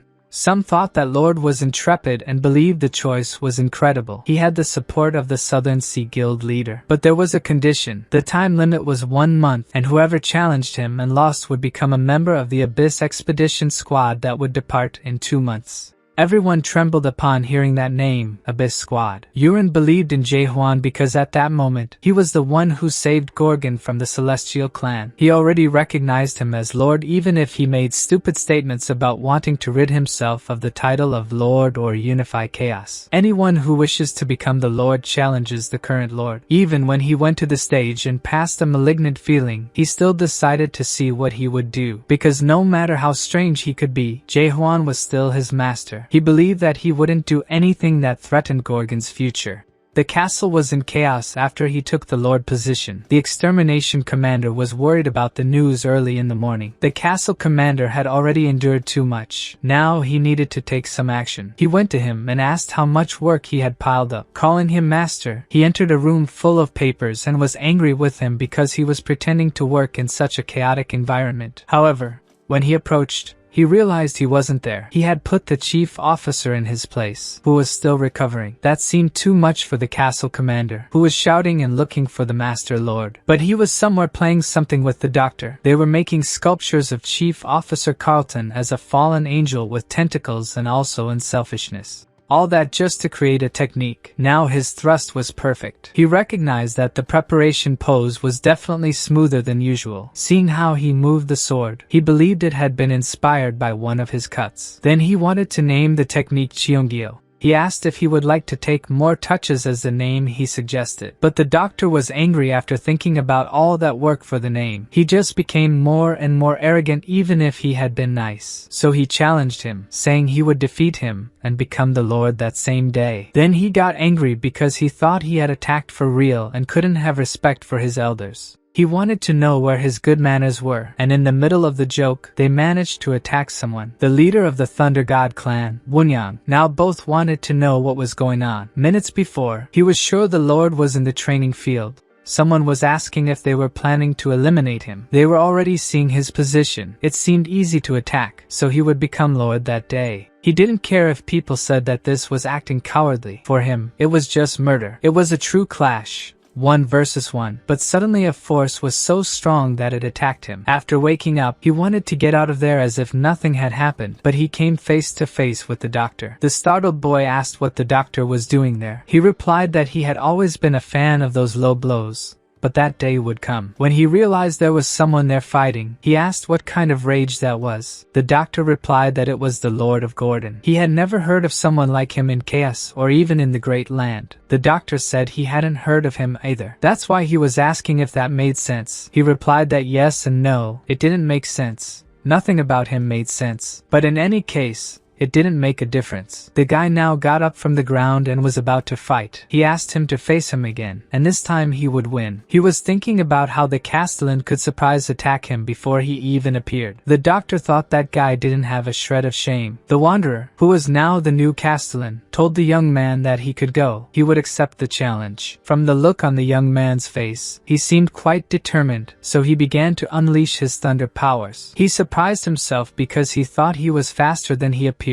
Then made a giant scissor motion and told him to dodge that. After he dodged, he continued attacking. Up to now, he was only attacking, while Jae-hwan was defending or dodging. He didn't intend to use such a strong attack, but realized he should use the strength of the Thunder Gods. He thought this time he would end the fight in one move using the power of the Thunder God. However, his opponent had already been somewhere else for a long time, proving he was definitely faster. He told his opponent that the ability took too long to get ready and surprised him by appearing from behind. And he said that the Castellan had defeated the leader of the Thunder God's clan in detail. He had already spread the news and would return there. The doctor told him that he had done a good job and could go, and he said he thought many strong people would start challenging him after that. It had taken exactly 100 years to get there. One of the 5 main families of the Great Land, the Yun family, Yun Young, was a member of that family no longer, especially as he was a slave. The companions with whom he completed the tower also became family members, and thus spent the rest of their lives together. But they were sold and sent to the battlefields one by one or ended up dying as slaves. Thus, he worked for almost 100 years, and most of his companions died as slaves. However, somehow, he survived. With the trust accumulated over the past 100 years, he managed to obtain the status of social service. However, on the day he became an official servant, he challenged fate for the first time. He could not continue living like that for the rest of his life, betraying the 100 years of trust he had accumulated. He stole the vault of secret techniques from the Yun family. The highest rank skill he obtained was the Thunder God technique. The moment he acquired it, the cells in his body were rejuvenated, and he was able to use the power of the Thunder God freely. That was a secret technique of the Yun family. It was clear how the result was revoked by the Yun family for 20 years, and he ended up beheaded. But after being summoned to chaos, he managed to take the 9th seat of the 10 sects in 100 years, thanks to the Thunder technique. And still, that man who hadn't even lived 100 years was the Castellan of Chaos. Moreover, how did it make sense that someone like him was a Castellan? The doctor, although he knew despair better than anyone after the experience he had with the Abyss Expedition Squad, was smiling. The doctor also said he should be considered a consortium, as he could see that guy before learning about true despair. He seemed to be thinking about what kind of potential that guy had a week before he arrived. Gorgon had been almost completely dominated by the Golden Sky sect. That guy didn't even believe what the doctor was saying. It seemed a bit exaggerated. However, the doctor continued saying he didn't know what techniques they used to make the organ men side with them, but it was as if they did. It was as if they had been preparing to take control of Gorgon a long time ago. However, who saved Gorgon on the brink of collapse and defeated the only king descending in the body of the Castellan? It was him,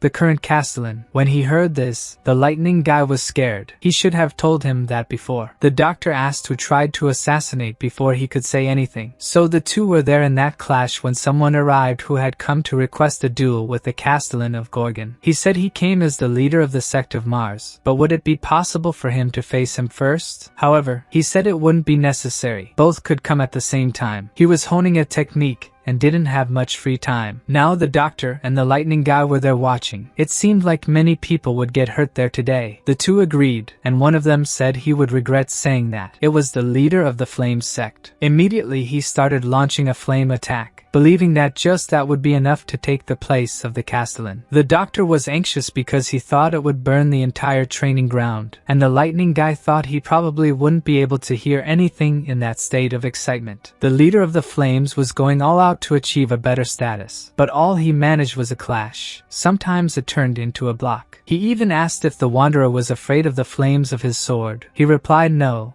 not at all, and then struck him with his own hands. And then he asked to be notified if he was going to be scared or not of his thrust. He unleashed the power on that flame guy, creating a huge hole in the walls. The wanderer said it was difficult to adjust his power. The doctor didn't know how he was going to explain all that damage to the castle commander. The other opponent's power seemed to be ice, and started the energy in all things. Jaehuan had warned him that both could go at once. However, he replied that he didn't like heat and held his sword, asking the current Castellan to please be his opponent. So as not to waste time, he said it would be better if they started. The two stared at each other for a moment, and all he could think was that he had already gone through electricity and fire, and now came the water. In any case, he seemed stronger than the previous guys, so this time it was the Castellan who charged forward. That fight was interesting. He thought that guy was somehow different. He couldn't feel despair in him, unlike what he felt in the previous opponents. It was as if he were holding back. It was always a strong and very restrained movement, so Jaehuan took to the air to attack him from there. He needed to make him unleash all his power and stop holding back. Then from above, he unleashed what looked like a wave of heat that pushed the opponent back a bit. Now the water guy was looking at the Castellan and said that if he hadn't blocked, he would have ended up like the flame guy